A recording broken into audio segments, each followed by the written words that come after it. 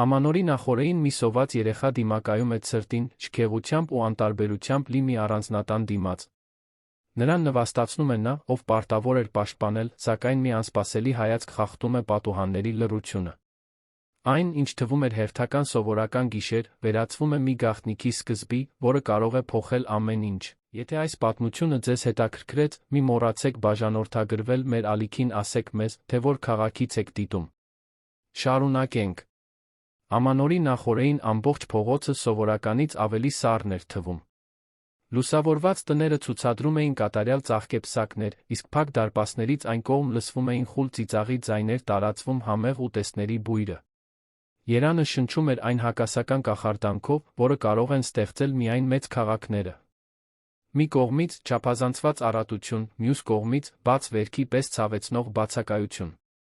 Հենց այս տեսարանի մեջ էր, որ 5-ամյա մի աղջիկ, չափազանց փոքր, այդքան քաջություն կրելու համար, կանգնեց Վահագնի թաղամասի մի հսկայական առանձնատան դիմաց, այնպիսիներից, որոնք կարծես չեն տեղավորվում թաղամասում, նույնիսկ երբ թաղամասը բաղկացած է միայն հսկայական տներից։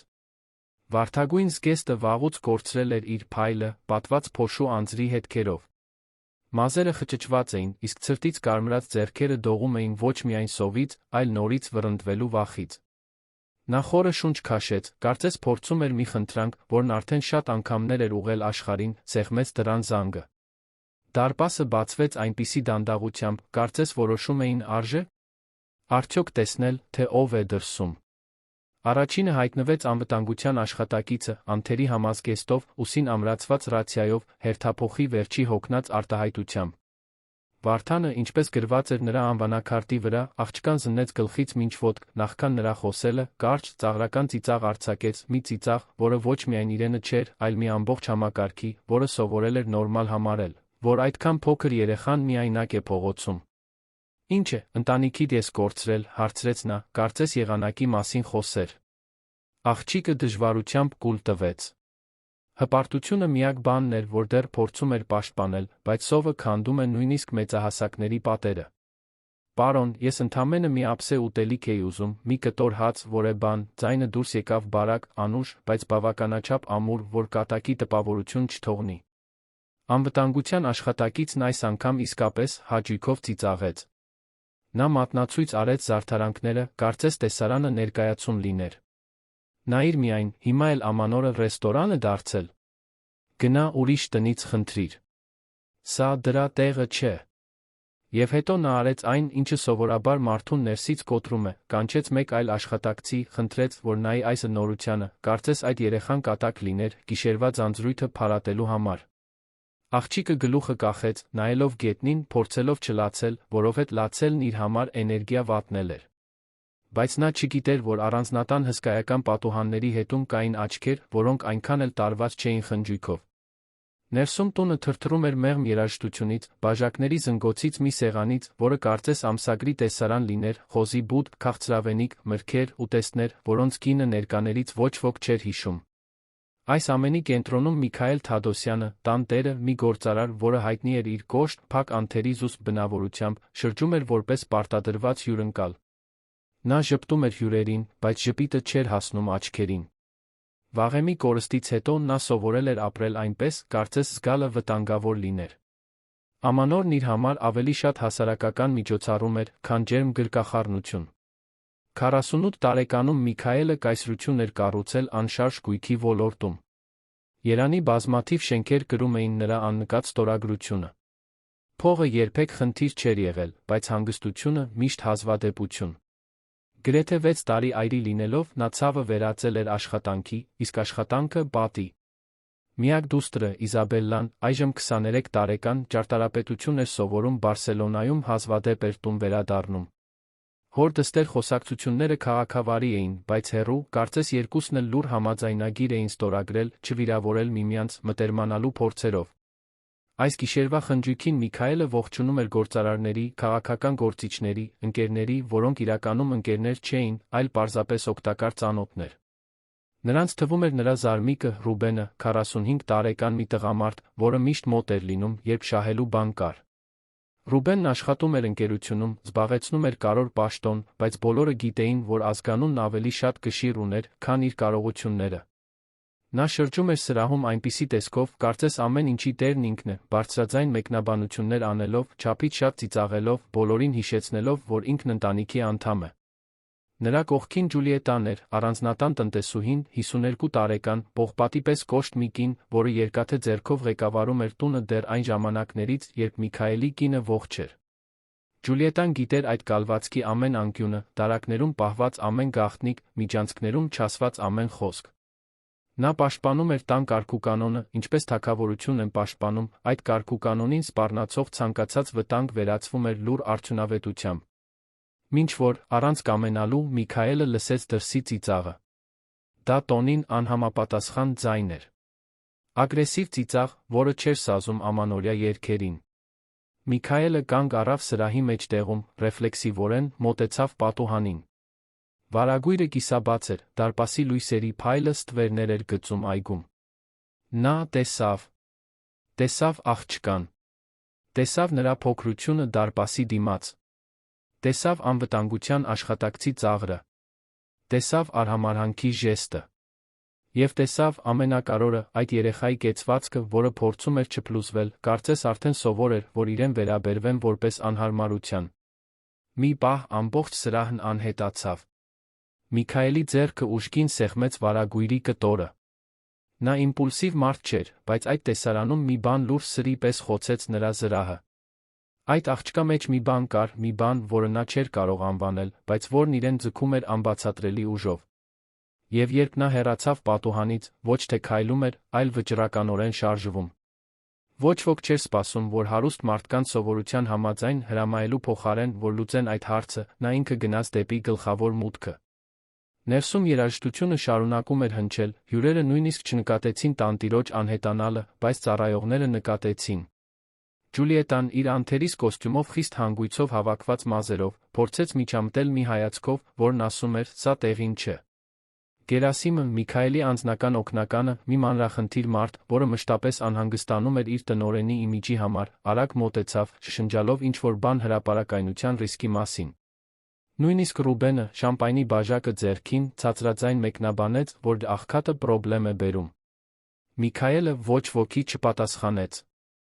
Երբ դուռը բացվեց, առանձնատան տաք լույսը թափվեց մայթին, կարծես տունը շնչեր։ Վարդանը, անվտանգության աշխատակիցը, դեռ ժպտալով շրջվեց, պատրաստ կեցվածք ընդունելու տնօրենի առաջ, բայց Միքայելի արտահայտությունն այն մարդունը չէր, ով եկել էր հաստատելու նվաստացումը։ Այն մարդունն էր, ով եկել էր ընդհատելու անտեսանելի հանցագործությունը։ Ինչ է կատարվում այստեղ, նրա ձայնը ցածր էր, բայց կոտրված ապակու պես սուր։ Անվտանգության աշխատակիցը, անակնկալի եկած, փորձեց նորից ծիծաղել, այս անգամ նյարդային։ Դոկտոր Միքայել, ուղղակի մի աղջնակ է ուտելիք խնդրում։ Արդեն պատրաստվում էի ուղարկել նրան, գիտեք չէ, եթե թույլ տանք, անկարգություն կդառնա։ Միքայելը նայեց նրան առանց շտապելու։ Մի հայացք, որն ինքնին արդեն պատիժ էր։ Քեզ համար ծիծաղելի հարցրեց նա, չափազանց հանգիստ։ Անվտանգության աշխատակիցը կակազեց։ Փորձեց արդարանալ, ասել, որ դա ընթացակարգ է, որ եթե բացառություն անեն, անկարգություն կդառնա, որ կան մարդիկ, ովքեր օգտվում են դրանից։ Պատրաստի խոսքեր, որոնք կրկնում են նրանք, ովքեր սովորել են ապամարտկայնացնել, աշխատելու համար։ Միքայելն այնուհետ իջավ մինչ աղջկա հասակը, կարծես ամբողջ աշխարհը կարող էր սպասել, միայն նա էր կարող այդ պահին։ Աղջիկը դանդաղ բարձրացրեց աչքերը։ Դեմքը կեղտոտ էր, այո, բայց աչքերը հին էին։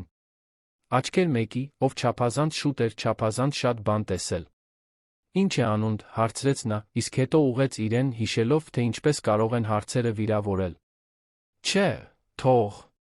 Ուղղակի ասա, միայնակ ես։ Նա տատանվեց, կարծես ճշմարտությունը վտանգավոր լիներ։ Ես գնալու տեղ չունեմ, խոստովանեց նա։ Այսօր բոլորն ուտում են։ Ես ընդամենը մի քիչ էի ուզում, որ քնեմ առանց այստեղ ցավելու։ Եվ նա մատնացույց արեց փորը, ջախջախիչ պարզությամբ։ Միքայելը մի պահ փակեց աչքերը։ Դա խղճահարություն չէր, այլ հիշողություն։ Մի հիշողություն, որը նա թաղված էր պահում, որն ամբողջությամբ վերադարձավ այդ գիշեր։ Ջուլիետան հայտնվեց նրա հետում, կոշտ, այն ձայնով, որը հակաճառություն չէր հանդուրժում։ Դոկտոր Միքայել, դա անվտանգ չէ։ Տունը լի է հյուրերով, կարևոր մարդկանցով։ Սա կարող է անհարմարություն պատճառել։ Գերասիմը, օգնականը, շշնջաց ինչ-որ բան տեսախցիկների մասին, թե ինչպես մամուլը կարող է խեղաթյուրել, թե ինչպես դա կարող է սկանդալ դառնալ սոցիալական ցանցերում։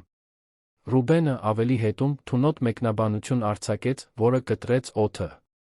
Ամանորին մուրաց կան ես տուն բերելու։ Ինչ օրինակ, զարմիկ։ Եվ հետո եկավ առաջին մեծ շրջադարձը։ Միքայելը ոչ միայն անտեսեց բոլորին, այլ արեց մի աներակայելի բան այն մարդու համար, որը հայտնի էր իր կյանքի ամեն մանրուքը վերահսկելով։ Նա բարձրացավ, ուղիղ նայեց Վարդանի աչքերին, ասաց, բավականաչափ բարձր, որ մոտեցող աշխատակիցները լսեն. Դուք ազատված եք աշխատանքից։ Վարդանը փորձեց վիճել, ձայնը բարձրացավ հուսահատությունից։ Փորձեց ասել, որ տարիներ շարունակ այնտեղ է աշխատում, որ միշտ կատարել է հրամանները, որ ընդամենը իր գործն էր անում։ Բայց ազատված եք բառն ընկավ զանգի պես սառը գիշերում։ Եվ այնտեղ, դարպասի դիմաց, Միքայելը բացահայտեց այն ճշմարտությունը, որը ոչ ոք չէր ուզում ընդունել։ Խնդիրը ուտելիք խնդրող երեխան չէր, այլ այն, թե ինչպիսի մարդիկ էր որոշում լինել այդ տունը։ Երկրորդ շրջադարձը եկավ անմիջապես հետո, երբ նա հանեց իր բաճկոնը, իտալական թանկարժեք բրդյա բաճկոն, դրեց աղջկա ուսերին։ Նա պնդացավ, տարօրինակ զգալով բարի ժեստը, կարծես քնքշությունն արգելված բան լիներ։ Դու ներս ես գալու, ասաց նա։ Ես չեմ կարող, ես կեղտոտ եմ, մրմնջաց նա, ամաչելով։ Ներսում ջուր կա։ Սրբիչ կա։ Ուտելիք կա։ Եվ ամենից վեր, չափազանց շատ մարդիկ կան, որ թույլ տան, որ մի երեխա դրսում սոված քնի, պատասխանեց նա, դա գեղեցիկ արտահայտության պես չհնչեց։ Հնչեց որպես կյանքի որոշում։ Երբ նա աղջկան ներս տարավ, թեթակի բռնելով նրա սառը ձեռքը, ամբողջ առանձնատունը կարծես շունչը պահեց։ Սրահի հյուրերը շրջեցին դեմքերը։ Ոմանք նայեցին վատ թաքցրած զզվանքով։ Մյուսները՝ հիվանդագին հետաքրքրասիրությամբ։ Ուրիշները՝ այն կեղծ ալտրուիզմով, որով հուզվում են, բայց չեն մոտենում։ Ռուբենը հատուկ բարձրաձայն մեկնաբանեց, որ լսելի լինի։ Միշտ իմացել եմ, որ զարմիկիս մի պտուտակ պակաս է։ Հիմա համոզված եմ։ Ջուլիետան փորձեց արագ լուծել հարցը, այն սառը արդյունավետությամբ, որին այդքան լավ էր տիրապետում։ Նա մոտեցավ, փորձելով աղջկան տանել տան հետնամաս, ծառայողական տարածք, հյուրերի աչքից հեռու, կարծես աղքատությունը կեղտ լիներ, որը կեղտոտում է իտալական մարմարը։ Բայց Միքայելը ամուր բռնեց տնտեսուհու թ. Նա ուտելու է գլխավոր խոհանոցում։ Եվ լոգանք է ընդունելու հյուրասենյակներից մեկում։ Ամեն ինչ պատրաստիր։ Ջուլիետան բերանը բացեց բողոքելու, բայց Միքայելի արտահայտության մեջ մի բան ստիպեց նրան նահանջել։ Նա ընդամենը գլխով արեց, բարակ շուրթերը դժգոհ գիծ կազմեցին, հեռացավ արագ ու զայրացած քայլերով։ Աղջկան տարան առանձնատան հսկայական գուրման խոհանոց, մի տարածք, որն ավելի շատ դիզայնի ստուդիա էր հիշեցնում, ամբողջովին սպիտակ չժանգոտվող պողպատից։ Ռուզաննան, խոհարարուհին, 60 տարեկան մի կին, փափուկ սրտով հաց հունցելուց կոշտացած ձեռքերով, աչքերը լայն բացեց, երբ տեսավ երեխային։ Ի տարբերություն մյուսների, նա չտատանվեց։ Պարզապես վերցրեց մի ափսե, առատաձեռնորեն լցրեց դրեց աղջկա առաջ, անկեղծ ժպիտով։ Դանդաղ կեր, աղջիկս։ Ուտելիքը չի փախչելու։ Աղջիկը դանդաղ էր ուտում, այո, բայց ոչ խորհրդի պատճառով։ Ուտում էր այնպես, կարծես վախենում էր, որ ուտելիքը կվերջանա, եթե արագ ուտի, համտեսելով ամեն պատառաքաղը, կարծես դա կյանքի վերջինը լիներ։ Նրա փոքրիկ ձեռքերը դողում էին, բռնելով դանակ պատառաքաղը, ժամանակ առ ժամանակ նա բարձրացնում էր աչքերը, կարծես սպասում էր, որ ինչ-որ մեկը ցանկացած պահի կխլի ափսեն իրենից։ Մինույն ժամանակ սրահում խնջույքը շարունակվում էր, բայց մթնոլորտը փոխվել էր։ Հյուրերը շշնջում էին։ Միքայելը նորից անհետացել էր, լուրեր էին պտտվում։ Նա խելագարվել է, նոպայի մեջ է, դա այն մարդու արարք է, ով չի հաղթահարել կնոջ կորուստը։ Ռուբենն օգտվում էր առիթից, կասկածի սերմեր ցանելու համար, կարոր գործարարների հետ մեկնաբանելով, որ գուցե ժամանակն է կասկածի տակ դնել, թե արդյոք Միքայելը դեռ ունակ է պարզ մտքով ղեկավարել գործերը։ Բայց կար մեկը, որն ավելի անհանգիստ էր, քան մյուս բոլորը։ Անտոնը, առանձնատան այգեպանը, 65 տարեկան մի պարզ մարդ, որն այնտեղ աշխատում էր ավելի քան 20 տարի, մոտիկից էր տեսել աղջկան, երբ նա ներս մտավ։ Նա դասավորում էր նախասրահի բույսերը, երբ ջահի լույսը լուսավորեց նրա դեմքը, Անտոնը գունատվեց։ Նրա ձեռքերը, որոնք ամուր էին հող փորելուց, սկսեցին դողալ։ Նա վայր գցեց ջրամանը, քիչ մնաց տապալեր, դուրս եկավ Միքայելին փնտրելու, սիրտը անկանոն բաբախելով։ Գտավ նրան խոհանոց տանող միջանցքում, հեռվից դիտելով աղջկան, կարծես չէր կարողանում հեռանալ։ Պարոն Թադոսյան, սկսեց Անտոնը, ցածր հրատապ ձայնով։ Ես պետք է ձեզ հետ խոսեմ։ Աղջկա մասին է։ Միքայելը շրջվեց, ճակատը կնճռոտելով։ Ինչ կա նրա հետ։ Անտոնը դժվարությամբ կուլ տվեց, զգուշությամբ ընտրելով բառերը։ Ես ճանաչում եմ այդ երեխային։ Այսինքն նրան չեմ ճանաչում, բայց պարոն, նա շատ նման է, նա կանգ առավ, կարծես բառերը չափազանց վտանգավոր լինեին։ Բարձրաձայն ասելու համար։ Ո՞ւմ է նման, Անտոն, հարցրեց Միքայելը, ձայնը լարվելով։ Այգեպանը շուրջը նայեց, համոզվելով, որ միայնակ են։ Տիկին Բեատրիսին, պարոն։ Նա նույն աչքերն ունի։ Նույն ծով է գլուխը թեքում, երբ վախենում է։ Ես այստեղ աշխատել եմ, երբ տիկին Բեատրիսը ողջ էր։ Ես հիշում եմ ամեն մանրուք։ Եվ այս աղջիկը, նրա կրկնօրինակն է մանուկ հասակում։ Միքայելը զգաց, թե ինչպես է գետինը սահում իր ոտքերի տակից։ Բեատրիս։ Իր հանգուցյալ կինը։ Այն կինը, որին նա սիրել էր այնպիսի ուժգնությամբ, որ դեռ ցավում էր, նույնիսկ 6 տարի անց։ Այն կինը, որն այդքան հանկարծակի, այդքան անսպասելի հեռացավ, թողնելով մի դատարկություն, որը ոչինչ երբեք չլցրեց։ Դու ասում ես, որ Միքայելը փորձեց ձակերպել հարցը, բայց բառերը խճճվեցին։ Ես ասում եմ, որ այս աղջիկը կարող է ինչ-որ կապ ունենալ տիկին Բեատրիսի ընտանիքի հետ, պարոն։ Եվ Անտոնը տատանվեց, էլ ավելի իջեցնելով ձայնը, մի բան էլ կա։ Ես տեսա, թե ինչպես տիկին Ջուլիետան խուզարկում էր հյուրասենյակը, որտեղ աղջիկը պետք է մնա։ Նա ինչ-որ բան էր փնտրում, կամ թաքցնում։ Չգիտեմ։ Բայց տարօրինակ թվաց։ Միքայելը զգաց, թե ինչպես է տաք ալիք բարձրանում կրծքավանդակով։ Դա դեռ զայրույթ չէր, այլ ավելի պարզունակ մի բան, պաշտպանական բնաստ, որը նա չգիտեր, որ դեռ ունի։ Նա վերադարձավ խոհանոց, դանդաղ հրեց դուռը, դիտեց աղջկան։ Նա վերջացրել էր ուտելը, այժմ ցածրաձայն խոսում էր Ռուզաննայի հետ, որը քնքշորեն մաքրում էր նրա կեղտոտ դեմքը խոնավ սրբիչով։ Ինչպես է անում, սիրելիս, հարցրեց Միքայելը, ձայնը դուրս գալով ավելի մեղմ, քան պատկերացնում էր, որ ունակ է։ Աղջիկը նայեց նրան այդ հսկայական, դեռս կասկածամիտ աչքերով։ Սոֆի, ասաց նա։ Իմ անունը Սոֆի է։ Սոֆի, կրկնեց Միքայելը, ինչ-որ կերպ այդ անունը ծանոթ հնչեց, կարծես մի բանի արձագանք լիներ, որը նա լսել էր նախկինում, մեկ այլ կյանքում։ Իսկ ով էր քեզ խնամում, Սոֆի։ Ընտանիք ունես։ Աղջիկը աչքերը իջեցրեց, մատները խաղում էին կեղտոտ զգեստի փեշի հետ։ Հեղինե մորաքույրն էր ինձ խնամում։ Բայց նա ստիպված էր հեռանալ։ Ասաց, որ այլս չի կարող ինձ մոտ պահել։ Ասաց, որ վտանգավոր է։ Վտանգավոր, Միքայելը սարսուռ զգաց։ Ինչպես վտանգավոր։ Սոֆին ուսերը թոթվեց, ձայնն էլ ավելի ցածրացավ։ Չգիտեմ։ Բայց գնալուց առաջ նա ինձ մի թուղթ տվեց։ Ասաց, որ լավ պահեմ։ Ասաց, որ մի օր ինձ պետք կգա։ Միքայելը ծնկի իջավ նրա դիմաց։ Դու դեռ ունես այդ թուղթը։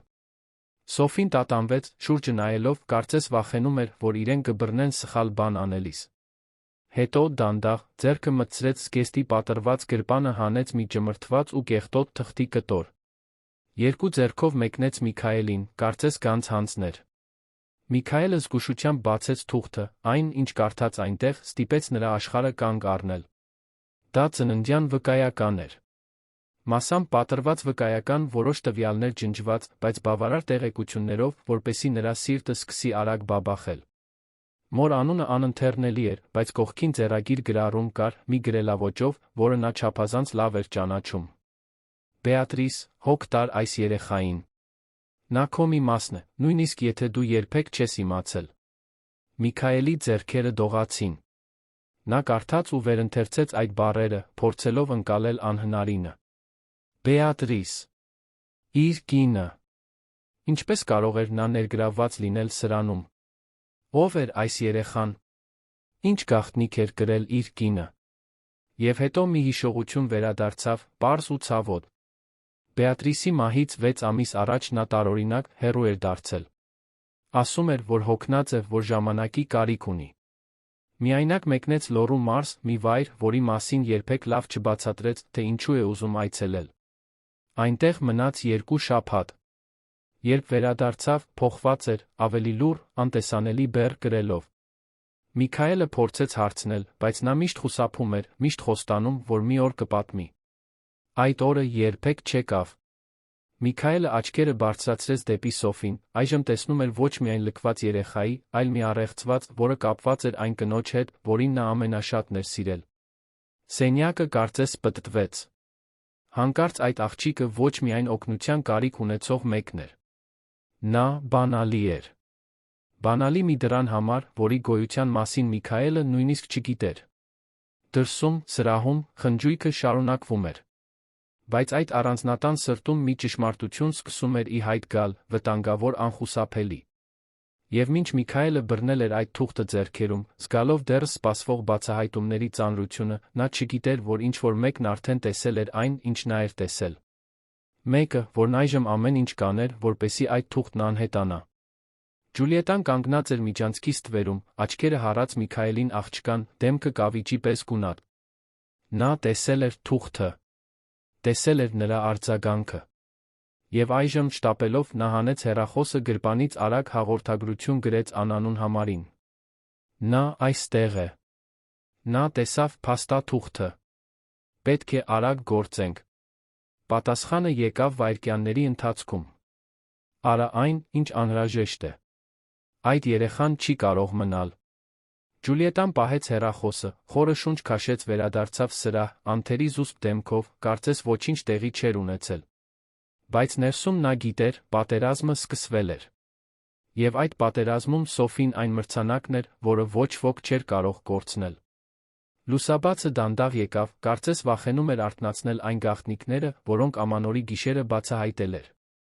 Առանձնատունը, որը նախկինում աղմկոտ էր երաժշտությունից, շամպայնից, հարբած ձայներից, այժմ շնչում էր ծանր լռության մեջ, այնպիսին, որը կարծես չասված խոստովանություններ է պահում։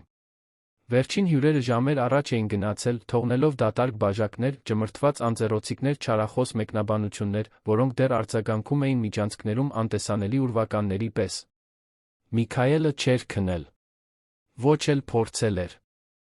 Ամբողջ լուսաբացն անցկացրել էր աշխատասենյակում փակված, Սոֆիի ծննդյան վկայականը սեղանին, լուսավորված լամպի սառը լույսով։ Նա այնքան շատ անգամ էր կարդացել այդ թուղթը, որ արդեն անգիր գիտեր ամեն ստորակետ, ամեն ջնջված հատված, ամեն բառ, որը կարծես շտապով գրված լիներ, կարծես վախենում էին, որ կբացահայտվեն։ Բեատրիսի ձեռագիրն այնտեղ էր, ամուր, բայց մինույն ժամանակ դողացող, կարծես նա գրիչը բռնել էր, վախենալով նրանից, ինչ գրում էր։ Բեատրիս, հոգ տար այս երեխային։ Նա քո մի մասն է, նույնիսկ եթե դու երբեք չես իմացել։ Այդ բառերն իմաստ չունեին։ Կամ չափազանց շատ իմաստ ունեին, Միքայելը պարզապես չէր ուզում ընդունել այն, ինչ դրանք ենթադրում էին։ Բեատրիսը գաղտնիք էր պահել։ Մի գաղտնիք, որն այնքան մեծ էր, որ ինչ-որ մեկն այժմ փորձում էր ջնջել հետքերը։ Բայց ո՞վ։ Եվ ինչու։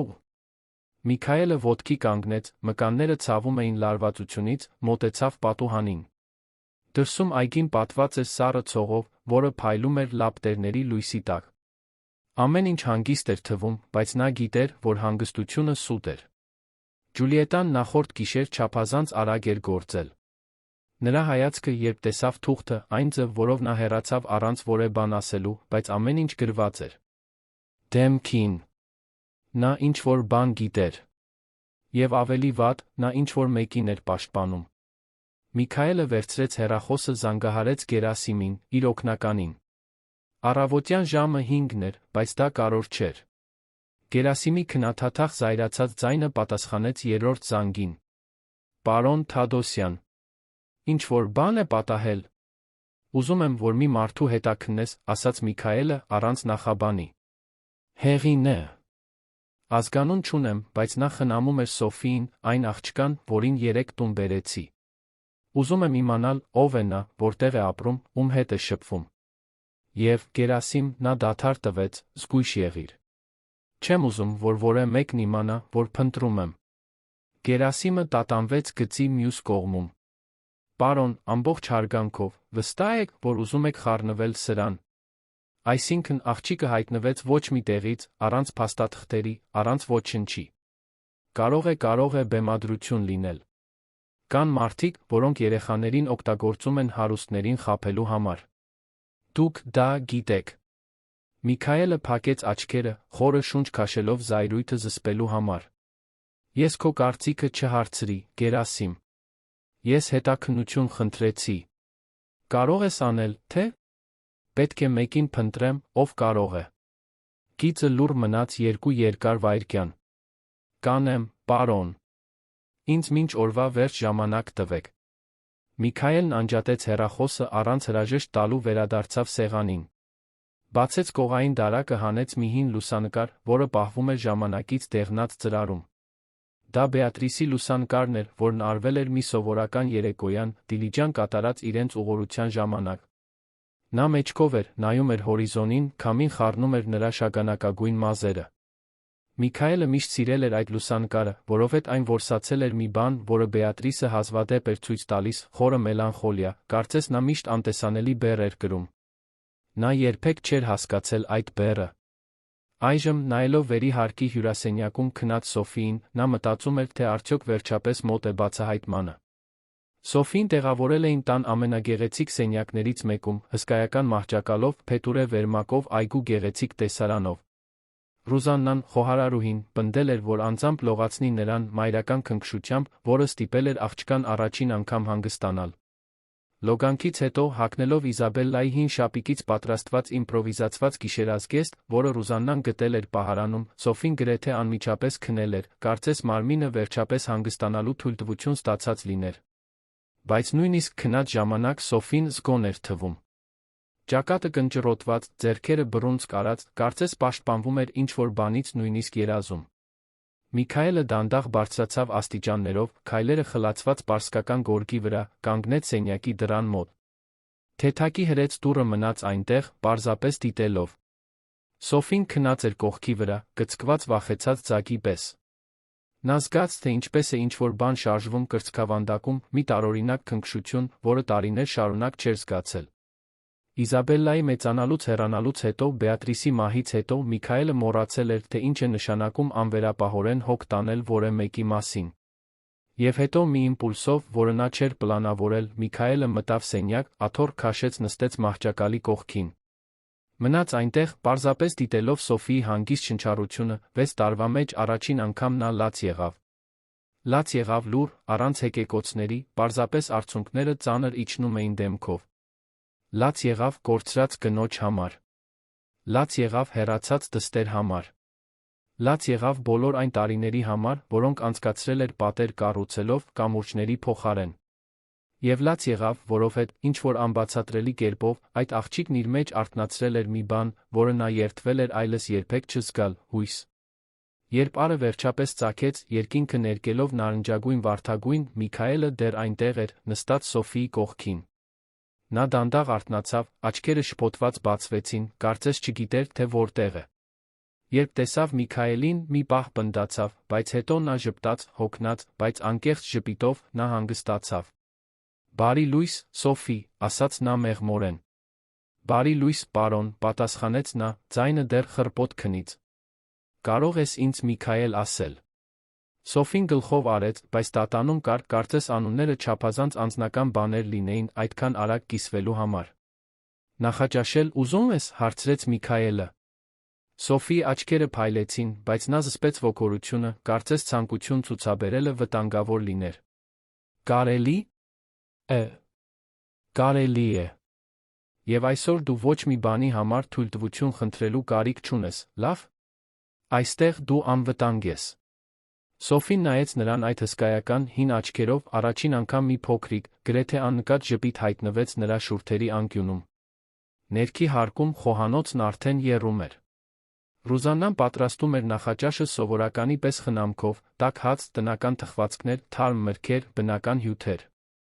Բայց մթնոլորտը տոնական չէր։ Ջուլիետան նստած էր խոհանոցի սեղանի մոտ, խմելով իր առանց շաքարի սուրճը, դեմքը փակ դռան պես փակ։ Նա լավ չէր քնել, դա տեսանելի էր աչքերի տակի թեթակի մուգ շրջանակներից, որոնք դիմահարդարումը չէր կարողանում ամբողջությամբ թաքցնել։ Անտոնը, այգեպանը, մտավ հետի դռնից, գործիքների արկղը ձեռքին։ Նա ողջունեց Ռուզաննային գլխի շարժումով, բայց երբ տեսավ Ջուլիետային, տատանվեց։ Օդում ինչ-որ բան կար, մի էլեկտրական լարվածություն, որը բոլորին անհարմար էր զգալ տալիս։ «Բարի լույս, տիկին Ջուլիետա», ասաց Անտոնը, պարզապես քաղաքավարությունից ելնելով։ Ջուլիետան աչքերը բարձրացրեց, այն հայացքը, որը նա նետեց այգեպանին, կարող էր ջուրը սառեցնել։ «Անտոն, հուսով եմ, որ դու սովորել ես զուսպ լինել այստեղ աշխատելու այսքան տարիներից հետո»։ Անտոնը ճակատը կնճռոտեց։ «Ես միշտ զուսպ եմ եղել, տիկին Ջուլիետա։ Դուք դա գիտեք։ Ուրեմն շարունակիր այդպես լինել», ասաց նա, ձայնը ցածր, բայց սրի պես սուր։ «Հատկապես աղջկա մասին։ Չգիտեմ, թե ինչ ես ասել պարոն Թադոսյանին երեկ, բայց հուսով եմ, որ դա ընդամենը պատահական դիտարկում էր։ Ոչ ավելին»։ Անտոնը զգաց, թե ինչպես է արյունը տաքանում։ Նա պարզ մարդ էր, բայց հիմար չէր։ Գիտեր ճանաչել սպառնալիքը, երբ լսում էր այն։ «Ես ընդամենը ասացի այն, ինչ տեսա, տիկին Ջուլիետա։ Եվ այն, ինչ տեսա, ինձ կարևոր թվաց»։ Ջուլիետան ոտքի կանգնեց, բաժակը սեղանին դնելով չոր ձայնով։ «Կարևոր թե ոչ, այս տունը կարգուկանոն ունի։ Եվ այդ կարգուկանոնը պետք է պահպանվի։ Հուսով եմ, որ դու դա հասկանում ես»։ Նա դուրս եկավ խոհանոցից առանց պատասխանի սպասելու, կրունկները ամուր հարվածում էին ճենապակյա հատակին։ Ռուզաննան երկար հոգոց հանեց, գլուխը թափահարելով։ «Այս կինը վատ բան է թաքցնում, Անտոն։ Ես այստեղ 15 տարի է աշխատում եմ, երբեք նրան այսքան նյարդային չեմ տեսել»։ Անտոնը գլխով արեց, մտածկոտ։ «Այո։ Եվ գրազ եմ գալիս, որ դա կապ ունի աղջկա հետ։ Տեսա՞ր, թե ինչպես պարոն Թադոսյանը նայեց նրան։ Կարծես ուրվական տեսած լիներ։ Կամ ավելի վատ, կարծես ճանաչած մեկին տեսած լիներ»։ Այդ պահին Միքայելը մտավ խոհանոց, Սոֆիի հետ։ Աղջիկը հագել էր նույն իմպրովիզացված հագուստը նախորդ գիշերվանից, բայց դեմքը մաքուր էր, մազերը սանրված, նրա մեջ ինչ-որ բան փոխվել էր, մի լուռ արժանապատվություն, որը սովն ու լքվածությունը չէին կարողացել խլել։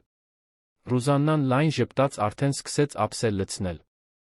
«Նստիր այստեղ, իմ գեղեցկուհի։ Այսօր դու ուտելու ես այնքան, մինչ այս փորիկումդ այլս տեղ չմնա»։ Սոֆին դանդաղ նստեց, դեռս տարօրինակ զգալով բարի վերաբերմունքը։ Միքայելը նստեց նրա կողքին, տարիների մեջ առաջին անգամ նախաճաշեց առանց թերթ կարդալու, առանց էլեկտրոնային նամակներ ստուգելու, առանց գործերի մասին մտածելու։ Պարզապես դիտում էր, թե ինչպես է Սոֆին բացահայտում տաք գաթայի, փախլավայի, թարմ քամած նարնջի հյութի համը։ «Համե՞ղ է», հարցրեց նա։ Սոֆին ոգորությամբ գլխով արեց, բերանը չափազանց լիքն էր խոսելու համար։ Այդ պահին Ռուբենը մտավ խոհանոց, հագած թանկարժեք մարզական հագուստ, մազերը անթերի սանրված նույնիսկ այդ վաղ առավոտյան։ Նա կանգնեց դռան մոտ, նայեց Միքայելին, Սոֆիին, կարճ, ծաղրական ծիծաղ արձակեց։ «Վայ, զարմիկ։ Չգիտեի, որ դու սոցիալական աշխատող ես դարձել»։ Միքայելը աչքերը բարձրացրեց, արտահայտությունը կոշտացավ։ «Բարի լույս, Ռուբեն»։ Ռուբենն անտեսեց սառը տոնը շարունակեց, սուրճ լցնելով բաժակի մեջ։ «Գիտես, մտածում էի։ Դու իսկապես կարծում ես, որ սա լավ գաղափար է։ Փողոցից մի աղջկա տուն բերել։ Մենք նրա մասին ոչինչ չգիտենք։ Կարող է հիվանդություն ունենալ, կարող է ինչ-որ մեկի կողմից օգտագործվել քեզ խաբելու համար։ Դու դրա մասին մտածել ես»։ Միքայելը խորը շունչ քաշեց, զսպելով զայրույթը։ «Մտածել եմ։ Եվ որոշել եմ, որ ամեն դեպքում կօգնեմ նրան»։ Ռուբենը ծիծաղեց, գլուխը թափահարելով։ «Դու միշտ համառ ես եղել, Միքայել։ Բայց համառությունն ու հիմարությունը երբեմն միասին են քայլում։ Պարզապես հուսով եմ, որ չես զղջա»։ Եվ հետո, դուրս գալուց առաջ, Ռուբենը մի հայացք նետեց Սոֆիին, մի սառը հաշվարկող հայացք, կարծես սպառնալիք գնահատեր։ Սոֆին կծկվեց աթոռին, պատառաքաղը կանգ առավ կես ճանապարհին։ Միքայելը նկատեց։ Եվ ինչ-որ բան նրա ներսում բռնկվեց, մի զայրույթ, որը նա չգիտեր, որ դեռ ունակ է զգալ։ Նա ոտքի կանգնեց, աթոռը աղմուկով քսվեց հատակին։ Ռուբեն։ Մի խոսք։ Ռուբենը շրջվեց, հոնքը բարձրացրած։ Խոսիր։ Դրսում։ Երկու տղամարդիկ դուրս եկան այգի, լարվածությունն այնքան շոշափելի էր, որ նույնիսկ թռչունները կարծես լռեցին։ Ռուբենը ծխախոտ վառեց, չափազանց հանգիստ մեկի համար, ով պատրաստվում էր առերեսման։ Ինչ է պատահել, զարմիկ։ Բարոյականության դաս ես տալու։ Միքայելը մի քայլ առաջ արեց, ներխուժելով Ռուբենի անձնական տարածք։ Ես քեզ մի բան եմ ասելու միայն մեկ անգամ։ Այդ աղջիկն իմ պաշտպանության տակ է։ Ցանկացած բան, որ դու անես, ցանկացած չարախոս մեկնաբանություն, ցանկացած փորձ նրան վախեցնելու, դու այս տնից ու այս ընկերությունից դուրս կգաս ավելի արագ, քան կարող ես թարթել։ Հասկացա՞ր։ Ռուբենը երկար ծուխ քաշեց, աչքերը կիսախուբ։ Հասկացա։ Բայց դու սխալ ես գործում, Միքայել։ Մեծ սխալ։ Եվ երբ դու դա հասկանաս, արդեն ուշ կլինի։ Նա ծխախոտը գցեց գետնին, հանգցրեց թանկարժեք կոշիկով վերադարձավ տուն, թողնելով Միքայելին միայնակ այգում, սիրտը ուժգին բաբախելով կրծքում։ Ներսում Սոֆին վերջացրել էր ուտելը, այժմ ցածրաձայն խոսում էր Ռուզաննայի հետ, որը մաքրում էր խոհանոցը։ Աղջիկը պատմում էր կծկտուր բաներ, հիշողությունների բեկորներ։ Հեղինե մորաքրոջ մասին, որը խնամում էր իրեն, փողոցների մասին, որտեղ քնում էր, ցրտի մասին, որը ցավեցնում էր ոսկորները։ Ռուզաննան լսում էր ամեն ինչ ուշադրությամբ, սիրտը սեղմված։ Իսկ մայրիկդ, սիրելիս։ Գիտես, թե որտեղ է նա, հարցրեց Ռուզաննան քնքշորեն։ Սոֆին մի պահ լռեց, աչքերը հառած սեղանին։ Հեղինե մորաքույրն ասում էր, որ մայրս շատ լավ աղջիկ էր։ Բայց որ նա ստիպված էր հեռանալ, երբ ես ծնվեցի։ Ասում էր, որ վտանգավոր էր նրա մնալը։ Ինչպես վտանգավոր, պնդեց Ռուզաննան, բայց մեղմորեն։ Չգիտեմ։ Բայց հեղինե մորաքույրը միշտ ասում էր, որ մի օր ես կհասկանամ։ Որ մի օր ինչ-որ մեկն ինձ կճանաչի կխնամի։ Ռուզաննան սարսուռ զգաց։ Այս ամենը չափազանց տարօրինակ էր։ Չափազանց հարմար։ Կարծես Սոֆիին դիտավորյալ բերել էին այդ տուն, այդ կոնկրետ գիշերը։ Եթե դուք լինեիք Միքայելի տեղում, կընդունեիք Սոֆիին ձեր տուն, չիմանալով, թե ով է նա իրականում, թե կկասկածեիք, այլ կերպ կվարվեիք։ Գրեք մեզ մեկնաբանություններում։ Մինույն ժամանակ վերի հարկում Ջուլիետան Միքայելի աշխատասենյակում էր, նյարդային շտապողականությամբ խուզարկելով դարակները։ Նա ինչ-որ բան էր փնտրում, ինչ-որ կոնկրետ բան։ Նրա ձեռքերը դողում էին, երբ նա թերթում էր թղթերը, բացում թղթապանակները, ստուգում փաստաթղթերը։ Մինչ որ գտավ մի հին, մուգ փայտից արկղ, որը փակված էր փոքրիկ կողպեքով։ Ջուլիետան վերցրեց մազակալ, զարմանալի հմտությամբ, ստիպեց կողպեքը բացվել, մինչ լսեց կտտոցը։ Արկղի մեջ նամակներ կային։ Տասնյակ հին, ժամանակից դեղնած նամակներ, բոլորը հասցեագրված Բեատրիսին։ Ջուլիետան վերցրեց մեկը, սկսեց կարդալ, աչքերը արագ սահում էին տողերով։ Այն, ինչ նա կարդաց այնտեղ, ստիպեց նրա դեմքը գունատվել։ Նա նամակը դրեց գրպանը, արագ փակեց արկղը, դուրս եկավ աշխատասենյակից, սիրտը արագ բաբախելով։ Պետք էր ինչ-որ մեկին զգուշացնել։ Մեկին, ով իր նման շատ բան ուներ կորցնելու, եթե ճշմարտությունը բացահայտվեր։ Նա վերցրեց հեռախոսը, հավաքեց ծանոթ համար։ Ես եմ, ասաց նա, հենց որ զանգին պատասխանեցին։ Մենք խնդիր ունենք։ Լուրջ խնդիր։ Այդ աղջիկը, նա ուղղակի սովորական աղջիկ չէ։ Նա կանգ առավ, ստուգելով, թե արդյոք միայնակ է միջանցքում, նա Կամիլայի դուստրն է։ Գծի մյուս կողմում ծանր լռություն տիրեց։ Վստահ ես։ Վստահ եմ։ Գտա նամակները։ Բեատրիսն ամեն ինչ գիտեր։ Եվ եթե Միքայելն իմանա, եթե նա կտորները միացնի, ամեն ինչ կփլուզվի։ Ամեն ինչ։ Մյուս կողմի ձայնը դարձավ կոշտ, վճռական։ Ուրեմն թույլ մի տուր, որ իմանա։ Արա այն, ինչ անհրաժեշտ է։ Այդ երեխան չի կարող մնալ։ Ջուլիետան անջատեց հեռախոսը, ծանր շնչելով։ Նա գիտեր, թե ինչ պետք է արվի։ Գիտեր, որ պետք է արագ գործել։ Բայց այդ տանը աշխատելու բոլոր տարիների ընթացքում առաջին անգամ նա զգաց մի բան, որը երբեք չէր զգացել՝ վախ։ Որովհետև այս անգամ խնդիրը ոչ միայն գաղտնիքներ պաշտպանելն էր։ Խնդիրը սեփական կյանքը պաշտպանելն էր։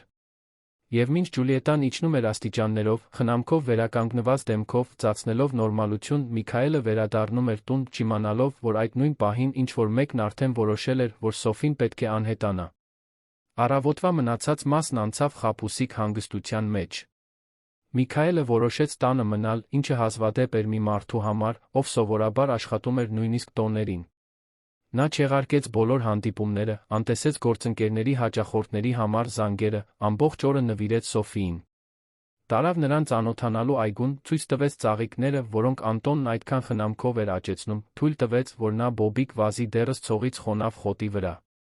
Սոֆին ծիծաղում էր, մի բյուրեղյա մաքուր ձայն, որն արձագանքում էր այգում վաղուց մոռացված երաժշտության պես։ Միքայելը դիտում էր ամեն ինչ պատշգամբի աթոռից, տարիների մեջ առաջին անգամ թույլ տվեց իրեն պարզապես ներկա լինել։ Չմտածել հաջորդ գործարքի, հաջորդ խնդրի, հաջորդ մարտահրավերի մասին։ Պարզապես դիտել, թե ինչպես է մի աղջիկ բացահայտում երեխա լինելու ուրախությունը։ Անտոնն աշխատում էր ոչ շատ հեռու, էտելով վարդերը, բայց նրա աչքերը զգոն էին։ Նա տեսավ, երբ Սոֆին կանգնեց մի կոնկրետ վարդի թփի դիմաց, սպիտակ վարդերի թուփ, որը Բեատրիսը տարիներ առաջ էր տնկել։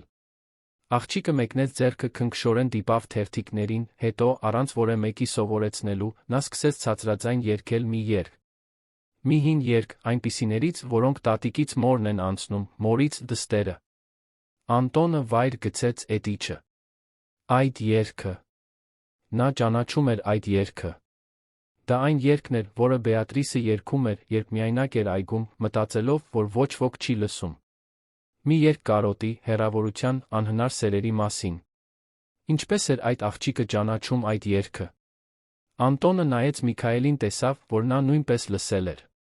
Միքայելի դեմքը գունատ էր, աչքերը հառած Սոֆիին, զարմանքի ցավի խառնուրդով։ Սոֆի, կանչեց Միքայելը, ձայնը խեղդված դուրս գալով։ Ո՞վ է քեզ սովորեցրել այս երգը։ Սոֆին դադարեց երգել, վախեցած նրա ձայնի ուժգնությունից։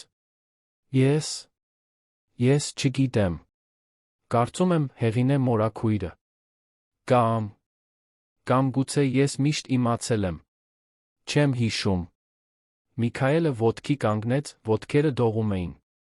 Մոտեցավ Սոֆիին, ծնկի իջավ նրա դիմաց, զգուշորեն բռնելով նրա նուրբ ուսերը։ Սոֆի, դու պետք է ինձ պատմես այն ամենը, ինչ հիշում ես հեղինե մորաքրոջ մասին։ Ամեն ինչ, որքան էլ փոքր թվա։ Կարող ես դա անել։ Սոֆին գլխով արեց, մեծ աչքերը լի շփոթությամբ մի փոքր վախով։ Նա չէր հասկանում, թե ինչու է այդ երգը կարևոր, բայց զգում էր, որ այդպես է։ Հեղինե մորաքույրը գեղեցիկ աղջիկ էր։ Երկար, ծմազերով։ Նա միշտ հասմիկի բույր ուներ։ Նա ինձ խնամում էր այն օրվանից, երբ ես ինձ հիշում եմ։ Ապրում էր մի փոքրիկ տեղում, այստեղից հեռու։ Մոտակայքում մի հին եկեղեցի կար, կոտրված զանգով։ Եվ նա միշտ ասում էր, որ մի օր, երբ ես մեծանամ, նա ինձ մի պատմություն կպատմի։ Մի պատմություն շատ խիզախ կնոջ մասին, որը դժվար ընտրություն է կատարել, պաշտպանելու համար նրան, ում սիրում էր։ Միքայելը զգաց, թե ինչպես է կուրծքը սեղմվում։ Այս ամենը սցենարի պես էր թվում, դիտավորյալ։ Կարծես Սոֆիին պատրաստել էին այդ պահի համար։ Իսկ էլ ինչ էր պատմում հեղինե մորաքույրը։ Սոֆին մի պահ մտածեց, գծելով ստորին շուրթը։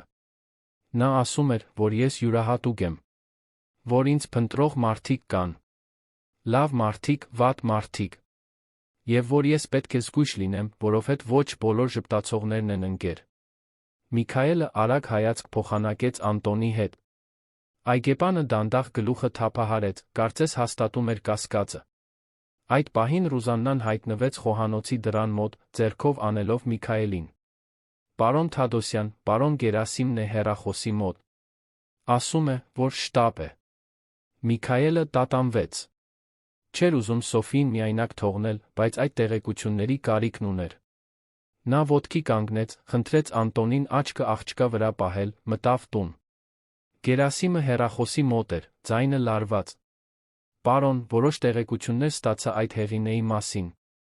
Նրա լրիվ անունը Հեղինե Քարթոսյանը։ 32 տարեկան, ծնունդով Վանաձորից։ 2 տարի առաջ աշխատել է Լոռու մարզի հիվանդանոցներից մեկում որպես բուժքույր։ Դրանից հետո անհետացել է գրանցումներից։ Ակտիվ բանկային հաշիվ չունի, հաստատուն հասցե չունի, ոչինչ։ Կարծես պարզապես անհետացել է։ Միքայելն ավելի ամուր բռնեց հեռախոսը։ Իսկ Սոֆիի մասին։ Նրա մասին ինչ-որ բան ստացա՞ր։ Գերասիմը հոգոց հանեց։ Այստեղ արդեն բարդ է, պարոն։ Ձեր ունեցած ծննդյան վկայականը մասնակի է, պատրված։ Փորձեցի տվյալները համեմատել, բայց համակարգում ոչ մի բանի հետ չի համընկնում։ Կարծես այս աղջիկը պաշտոնապես գոյություն չունի։ Կամ ինչ-որ մեկը շատ լավ ջնջել է հետքերը։ Միքայելը փակեց աչքերը, մշակելով տեղեկությունը։ Շարունակիր հետաքննել։ Ուզում եմ ամեն ինչ իմանալ Հեղինե Քարթոսյանի մասին։ Որտեղ է ապրել, ում հետ է շփվել, ինչու է անհետացել։ Ամեն ինչ։ Պարոն, կարող եմ մի հարց տալ, տատանվեց Գերասիմը։ Դուք շատ եք խառնվում սրան։ Վստահ եք, որ դա եք ուզում։ Որովհետև երբ սկսեք փորել, կարող է ձեզ դուր չգալ այն, ինչ կգտնեք։ Միքայելը նայեց պատուհանից, տեսավ Սոֆիին, որը խաղում էր ծաղիկների հետ, այնքան փոքր ու փխրուն, բայց այնքան մեծ առեղծված գրող։ Ես արդեն խառնվել եմ, Գերասիմ։ Հետդարձի ճանապարհ այլս չկա։ Անջատեց հեռախոսը, մնաց այնտեղ կանգնած, փորձելով միացնել մի գլուխկոտրուկի կտորները, որը կարծես վերջ չուներ։ Բեատրիս։ Հեղինե։ Սոֆի։ Կամիլա։ Այս բոլոր անունները պարում էին նրա գլխում ուրվականների պես, խնդրելով, որ իրենց կապեն։ Կեսօրին, երբ առն արդեն բարձր էր ու տաք, Միքայելը որոշեց Սոֆիին տանել հագուստ գնելու։ Նա չէր կարող շարունակել իմպրովիզացված հագուստ գրել։ Նրան իր իրերն էին պետք, նոր իրեր, որոնք կասեին, որ ինչ-որ մեկը հոգ է տանում։ Երբ հայտարարեց գաղափարը, Ջուլիետան փորձեց միջամտել, պնդելով, որ դա տեղին չէ, որ մարդիկ կխոսեն, որ կարող է սկանդալ դառնալ։ Բայց Միքայելը նրան լիովին անտեսեց, վերցրեց մեքենայի բանալիները, Սոֆիին տարավ մոտակա արտրի կենտրոն։ Դա առաջին անգամն էր, որ Սոֆին մտնում էր այդքան մեծ, լույսերով, գույներով մարդկանցով լի վայր։ Նա քայլում էր Միքայելին կպած, աչքերը լայն բացած, մշակելով ամեն ինչ հիացմունքի վախի խառնուրդով։ Միքայելը ամուր բռնեց նրա ձեռքը, անվտանգություն փոխանցելով։ Քեզ համար շատ գեղեցիկ հագուստ ենք ընտրելու, լավ, ասաց նա, ժպտալով։ Սոֆին նայեց նրան այդ հսկայական աչքերով։ Բայց ես փող չունեմ վճարելու։ Միքայելը ծնկի իջավ նրա դիմաց, հենց այնտեղ, արտրի կենտրոնի մարդաշատ միջանցքի մեջտեղում։ Քեզ փող պետք չէ, Սոֆի։ Ես նվեր կտամ։ Որովհետև մարդիկ այդպես են անում, երբ հոգ են տանում որևէ մեկի մասին։ Նվերներ են տալիս, ոչինչ չսպասելով փոխարենը։ Սոֆին արագ թարթեց, կարծես արցունքները զսպեր։ Ինչու եք իմ մասին հոգ տանում։ Ես ոչ ոք եմ։ Միքայելը զգաց, թե ինչպես է սիրտը կոտրվում։ Երկու ձեռքով բռնեց նրա դեմքը, այնքան նուրբ, կարծես թանկարժեք բան բռնած լիներ։ Դու ոչ ոք չես, Սոֆի։ Դու կարոր ես։ Եվ ես դա քեզ կապացուցեմ ամեն օր, մինչ դու հավատաս։ Գնեցին հագուստ, կոշիկներ, խաղալիքներ, որոնց գոյության մասին Սոֆին նույնիսկ չգիտեր։ Ամեն նոր իրի հետ նա հարցնում էր, թե արդյոք նա վստահ է, թե արդյոք դա շատ թանկ չէ, թե արդյոք չի զղջա։ Եվ ամեն անգամ Միքայելը կրկնում էր, որ վստահ է, որ շատ թանկ չէ, որ երբեք չի զղջա։ Երբ վերադարձան տուն, արդեն երեկո էր։ Սոֆին հոգնած էր, բայց երջանիկ, գրկած մի փափուկ արջուկ, որը Միքայելը գնել էր։ Նա քնեց մեքենայում, գլուխը հենած անվտանգության գոտուն, Միքայելը դանդաղ վարում էր, ցանկանալով երկարացնել այդ խաղաղ պահը։ Բայց երբ հասան առանձնատուն, խաղաղությունն ավարտվեց։ Ռուբենը հյուրասենյակում էր, երկու տղամարդու ուղեկցությամբ, որոնց Միքայելը չէր ճանաչում։ Նրանցից մեկը փաստաբան էր, դա ակնհայտ էր կաշվե պայուսակից թանկարժեք կոստյումից։ Մյուսը կարծես ինչ-որ սոցիալական աշխատող կամ կառավարության ներկայացուցիչ լիներ։ Միքայելը կայանեց մեքենան, գրկեց քնած Սոֆիին, մտավ տուն կողային դռնից։ Բայց Ջուլիետան նրան կանգնեցրեց միջանցքում, դեմքը լարված։ Պարոն Թադոսյան, պարոն Ռուբենը հյուրեր է բերել։ Ասում են, որ պետք է ձեզ հետ խոսեն։ Աղջկա մասին է։ Միքայելը զայրույթի ալիք զգաց։ Ասա, որ սպասեն։ Նախ Սոֆիին կտանեմ հանգստանալու։ Տարավ Սոֆիին սենյակ, զգուշորեն պառկեցրեց մահճակալին, ծածկեց փափուկ վերմակով մի պահ մնաց այնտեղ, պարզապես նայելով։ Նա այնքան հանգիստ էր թվում քնած, այնքան հեռու իրեն շրջապատող վտանգներից։ Երբ վերջապես իջավ հյուրասենյակ, Միքայելն արդեն պատրաստ էր պատերազմի։ Ռուբենը ոտքի կանգնեց, հենց որ տեսավ նրան, կեղծ ժպիտը շուրթերին։ Միքայել, սրանք պարոն Պողոս Մանուկյանն են, ընտանեկան իրավունքի մասնագետ փաստաբան, պարոն Կարլոս Անդրեասյանը, խնամակալության խորհրդից։ Նրանք այստեղ են եկել, որովհետև ես որպես ընտանիքի անդամ խելամիտ համարեցի խորհրդակցել աղջկա անկանոն իրավիճակի մասին։ Միքայելը նայեց Զարմիկին մի արամարանքով, որը չփորձեց թաքցնել։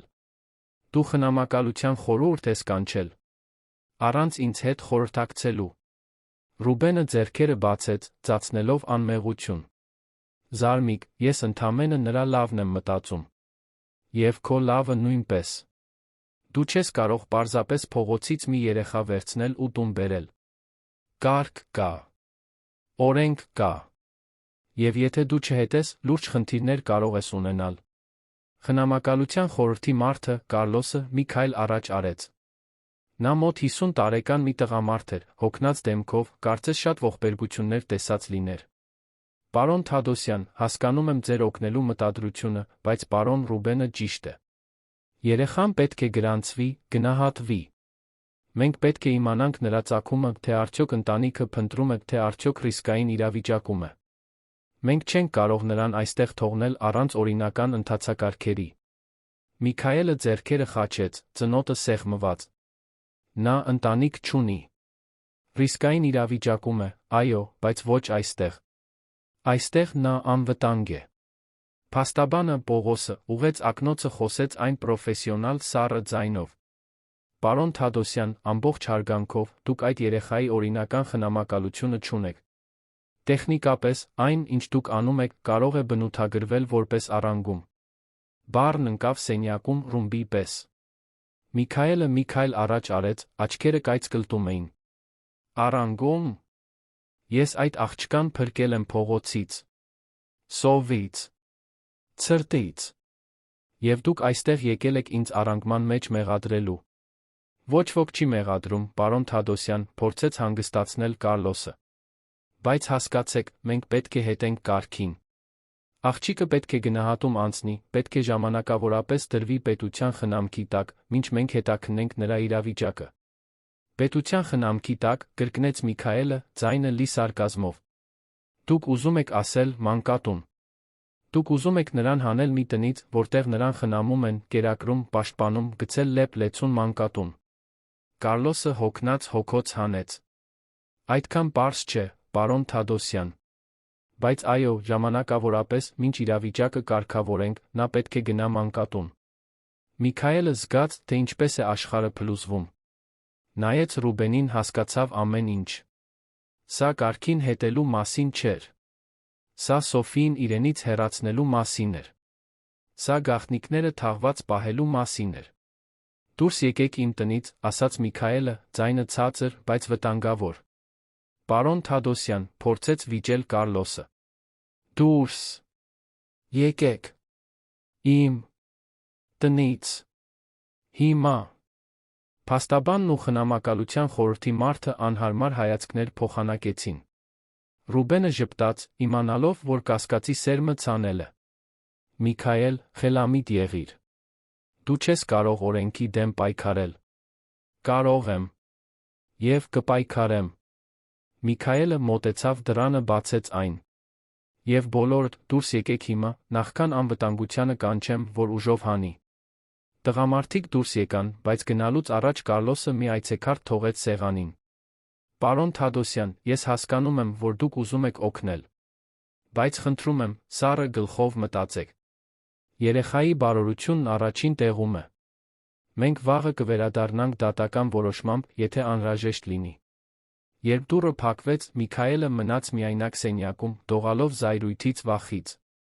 Ռուբենը կեղտոտ խաղ էր խաղացել։ Եվ ավելի վատ, օրենքն իր կողմն էր։ Բայց Միքայելը չէր հանձնվելու։ Չէր թողնելու, որ Սոֆիին տանեն։ Որովհետև նա գիտեր խորքում, որ եթե նա գնա, ճշմարտությունը նույնպես կգնա։ Եվ այս անգամ նա թույլ չէր տալու, որ ճշմարտությունը փախչի։ Այդ գիշեր Միքայելը չկարողացավ աչք փակել։ Մինչ լուսաբաց մնաց աշխատասենյակում, շրջապատված իրավաբանական գրքերով, ուսումնասիրելով իրավական նախադեպեր, փորձելով գտնել մի բացթողում, մի միջոց Սոֆիին օրինականորեն պահելու համար։ Բայց ամեն հոդված, որ կարդում էր, ամեն օրենք, որ ուսումնասիրում էր, մատնանշում էր նույն ջախջախիչ եզրակացությունը։ Առանց օրինական խնամակալության, առանց պատշաճ փաստաթղթերի, նա իրավունքներ չուներ այդ աղջկա նկատմամբ։ Եվ ավելի վատ, եթե խնամակալության խորհուրդը վերադառնար դատական որոշմամբ, նա պարտավոր կլիներ հանձնել նրան։ Բացառությամբ, եթե նա գտներ ճշմարտությունը։ Բացառությամբ, եթե ապացուցեր, որ Սոֆին իրական կապ ունի իր, Բեատրիսի, այդ ընտանիքի հետ։ Բայց ինչպես ապացուցել մի բան, որը նույնիսկ ինքը լիովին չէր հասկանում։ Միքայելը նայեց Բեատրիսի նամակներին, որոնք վերցրել էր փակված արկղից։ Դրանք այնքան շատ էին, գրված տարիների ընթացքում, խնամքով պահված։ Նա երբեք չէր կարդացել այդ նամակները, հարգում էր կնոջ անձնական կյանքը նույնիսկ նրա մահից հետո։ Բայց այժմ, ընտրություն չուներ։ Բացեց առաջին նամակը, որը թվագրված էր գրեթե 7 տարի առաջ, սկսեց կարդալ։ Իմ սիրելի քույր Կամիլա, սկսվում էր նամակը, Միքայելը զգաց, թե ինչպես է շունչը կտրվում։ Կամիլա։ Բեատրիսի քույրը։ Այն քույրը, որին նա երբեք չէր ճանաչել, որովհետև Բեատրիսը հազվադեպ էր խոսում ընտանիքի մասին։ Ասում էր, որ տարիներ առաջ հեռացել են, որ այդպես ավելի լավ է, որ որոշ հեռավորություններ ավելի շատ պաշտպանում են, քան վիրավորում։ Գիտեմ, որ դու ինձ խնդրել ես կապ չհաստատել, բայց պետք է իմանաս, ես փորձում եմ գտնել քո դստերը։ Գիտեմ, որ դու ստիպված ես եղել թողնել նրան, գիտեմ, որ ընտրություն չես ունեցել, գիտեմ, որ քեզ ստիպել են հավատալ, որ դա նրա համար լավագույնն է։ Բայց Կամիլա, մայրը երբեք չի մոռանում։ Եվ ես քեզ խոստացա, այն սարսափելի գիշերը, որ հեռվից կպաշտպանեմ այդ երեխային։ Որ կապահովեմ, որ նա լավ լինի, նույնիսկ եթե դու չկարողանաս մոտ լինել։ Շարունակում եմ փնտրել։ Մի հուսահատվիր ինձնից։ Մի հուսահատվիր նրանից։ Սիրով, Բեատրիս։ Միքայելը կարդաց ու վերընթերցեց այդ նամակը, ձեռքերը դողում էին։ Ուրեմն Սոֆին Կամիլայի դուստրն էր։ Բեատրիսի զարմուհին։ Այն զարմուհին, որին Բեատրիսը փորձել էր գաղտնի պաշտպանել։ Բայց ինչու՞։ Ինչու էր Կամիլան ստիպված եղել լքել սեփական դստերը։ Եվ ով էր նրան ստիպել դա անել։ Բացեց մեկ այլ նամակ, ավելի նոր, Բեատրիսի մահից ընդամենը մի քանի ամիս առաջվա։ Կամիլա, ես գտա մի կնոջ, Հեղինե անունով։ Նա աշխատում է Լոռու հիվանդանոցներից մեկում։ Նա գիտի քո պատմությունը, ճանաչում է աղջկան։ Նա առաջարկեց խնամել նրան, մինչ մենք կարողանանք այս ամենը լուծել։ Ես վստահում եմ նրան։ Բայց Կամիլա, դու պետք է իմանաս, նրանք դեռ փնտրում են։ Դեռ ուզում են ջնջել բոլոր հետքերը։ Դու պետք է շարունակես թաքնվել։ Եվ աղջիկը նույնպես։ Խոստանում եմ, որ երբ ճիշտ ժամանակը գա, երբ անվտանգ լինի, ես նրան մոտ կբերեմ։ Ես նրան կտամ այն կյանքը, որը դու էիր ուզում տալ։ Համբերիր։ Բեատրիս։ Միքայելը փակեց աչքերը, կրծքի ցավը գրեթե անտանելի էր։ Բեատրիսը միայնակ էր կրել այս գաղտնիքը։ Թաքուն պաշտպանել էր զարմուհուն, գործ ուներ սպառնալիքների, վտանգների հետ, երբեք ոչինչ չէր պատմել իրեն։ Ինչո՞վ։ Որովհետև չէր վստահում իրեն։ Թե։ Որովհետև փորձում էր պաշտպանել նա իրեն։ Կարս մեկ նամակ, վերջինը, գրված Բեատրիսի մահից մի քանի օր առաջ։ Ձեռագիրը դողացող էր, շտապողական։ Կամիլա, եթե դու սա կարդում ես, նշանակում է, ինձ հետ ինչ-որ բան է պատահել։ Պետք է իմանաս, ես հրահանգներ եմ թողել, որ Հեղինեն աղջկան տանի Միքայելի մոտ, երբ նա 5 տարեկան դառնա։ Դա անվտանգ տարիքն է։ Միքայելը լավն է։ Նա կպաշտպանի նրան, նույնիսկ առանց ամբողջ ճշմարտությունն իմանալու։ Ես նրա համար հետքեր եմ թողել։ Ես թողել եմ այս նամակը, թողել եմ վկայականը, թողել եմ այն երգը, որը միայն մենք գիտեինք։ Նա կհասկանա։ Նա միշտ հասկանում է, նույնիսկ երբ դանդաղում է։ Հոգ տար քեզ, քույրս։ Եվ իմացիր, որ քո դուստրը կմեծանա սիրված։ Դա ես խոստանում եմ։ Բեատրիս։ Միքայելը զգաց, թե ինչպես են արցունքներն անկառավարելի իջնում։ Բեատրիսը ամեն ինչ պլանավորել էր։ Նա կազմակերպել էր այդ հանդիպումը, նույնիսկ իր մահից հետո։ Նա վստահել էր իրեն անել այն, ինչ ինքը չէր կարողացել փրկել Սոֆիին։ Բայց կար մի կտոր, որը դեռ չէր համապատասխանում։ Ովքեր էին նրանք։ Ով էր սպառնում Կամիլային։ Ով էր ուզում ջնջել հետքերը։ Եվ ամենակարևորը, ինչու էին Ռուբենն ու Ջուլիետան այդքան հուսահատ փորձում հեռացնել Սոֆիին։ Միքայելը վերցրեց հեռախոսը, զանգահարեց Գերասիմին, թե առավոտյան ժամը 3-ն էր։ Պետք է, որ Կամիլային հետաքննես, ասաց Միքայելը, հենց որ Գերասիմը պատասխանեց քնաթաթախ ձայնով։ Կամիլա, Բեատրիսի քույրը։ Ուզում եմ իմանալ, թե որտեղ է նա, ինչ է պատահել նրա հետ, ամեն ինչ։ Պարոն, առավոտյան ժամը 3-ն է, բողոքեց Գերասիմը։ Ես գիտեմ, թե ժամը քանիսն է, Գերասիմ։ Եվ գիտեմ, որ շատ բան եմ խնդրում։ Բայց սա շտապ է։ Ես մինչ վաղը կեսօր ժամանակ ունեմ, նախքան խնամակալության խորհուրդը կվերադառնա։ Ինձ պատասխաններ են պետք։ Մյուս կողմում ծանր հոգոց լսվեց։ Կտեսնեմ, թե ինչ կարող եմ անել։ Երբ արը ծագեց, Միքայելը դեռ աշխատասենյակում էր, շրջապատված թղթերով, նամակներով, աճող զգացողությամբ, որ վազում է ժամանակի դեմ։ Նա բարձրացավ Սոֆիի սենյակ, պարզապես համոզվելու, որ նա լավ է։ Աղջիկը խորը քնած էր, գրկած նոր արջուկը, այդ տեսարանում այնքան մաքուր մի բան կար, որ Միքայելը զգաց, թե ինչպես է իր մեջ վճռականություն հաստատվում։ Ոչ ոք չէր տանելու այդ աղջկան այստեղից։ Ոչ ոք։ Ռուզաննան վաղ եկավ նախաճաշ պատրաստելու, գտավ Միքայելին խոհանոցում, խմելով գիշերվա 5-րդ սուրճը։ Պարոն Թադոսյան, դուք ընդհանրապես չեք քնել, ասաց նա, անհանգստացած։ Դա ձեզ համար լավ չէ։ Չեմ կարող քնել, Ռուզաննա։ Շատ բան ունեմ լուծելու։ Ռուզաննան նստեց նրա դիմաց, կոշտացած ձեռքերը բռնած բաժակը։ Կարող եմ մի բան հարցնել։ Ինչու եք այս ամենն անում։ Այսինքն գեղեցիկ է այն, ինչ անում եք աղջկա համար, բայց ինչու այդքան նվիրվածություն, այդքան արագ։ Միքայելը նայեց խոհարարուհուն, այն պարզ կնոջը, որը տարիներ շարունակ աշխատում էր տանը, որոշեց վստահել նրան։ Որովհետև ես կարծում եմ, որ Սոֆին Բեատրիսի զարմուհին է։ Նրա քրոջ, Կամիլայի դուստրը։ Եվ Բեատրիսն ինձ հետքեր է թողել, որպեսզի ես գտնեմ նրան, որպեսզի ես խնամեմ նրան։ Ռուզաննան աչքերը լայն բացեց։ Տիկին Բեատրիսը քույր ուներ։ Ուներ։ Բայց նրանք հեռու էին։ Կամ գոնե, ես այդպես էի մտածում։ Իրականում, Բեատրիսը պաշտպանում էր քրոջը ինչ-որ բանից։ Ինչ-որ մեկից։ Ռուզաննան մի պահ լուռ մնաց, մշակելով։ Իսկ աղջիկը դա գիտի։ Ոչ։ Նա ոչինչ չգիտի։ Եվ ես չեմ պատմի, մինչ ամեն ինչից վստահ չլինեմ։ Չեմ ուզում սպասումներ ստեղծել, հետո նա կանգ առավ, ձայնը դողալով, հետո ստիպված լինել նրան այստեղից հանել։ Ռուզաննան ձեռքը մեկնեց, ամուր սեղմեց Միքայելի ձեռքը։ Դուք կկարողանաք, պարոն։ Ես գիտեմ, որ կկարողանաք։ Որովհետև դուք ունեք մի բան, որը շատ մարդիկ կորցրել են, սիրտ, որը դեռ գիտի հոգ տանել։ Այդ պահին Ջուլիետան մտավ խոհանոց։ Նրա դեմքը գունատ էր, աչքերը կարմիր, կարծես լաց էր եղել, բայց կեցվածքը շարունակում էր կոշտ մնալ։ Պարոն Թադոսյան, պետք է ձեզ հետ խոսեմ։ Առանձին։ Միքայելը հայացք փոխանակեց Ռուզաննայի հետ, ոտքի կանգնեց։ Կարող եք խոսել հենց այստեղ, Ջուլիետա։ Ռուզաննան վստահելի է։ Ջուլիետան տատանվեց, բայց հետո հոգոց հանեց, կարծես չափազանց մեծ բեռ էր կրում։ Ես պետք է ինչ-որ բան խոստովանեմ։ Մի բան, որը տարիներ շարունակ թաքցրել եմ։ Եվ որը, աղջկա պատճառով, այլս չեմ կարող թաքցնել։ Միքայելը զգաց, թե ինչպես է սիրտը արագանում։ Լսում եմ։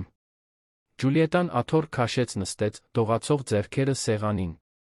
Ես ճանաչում էի Կամիլային։ Տիկին Բեատրիսի քրոջը։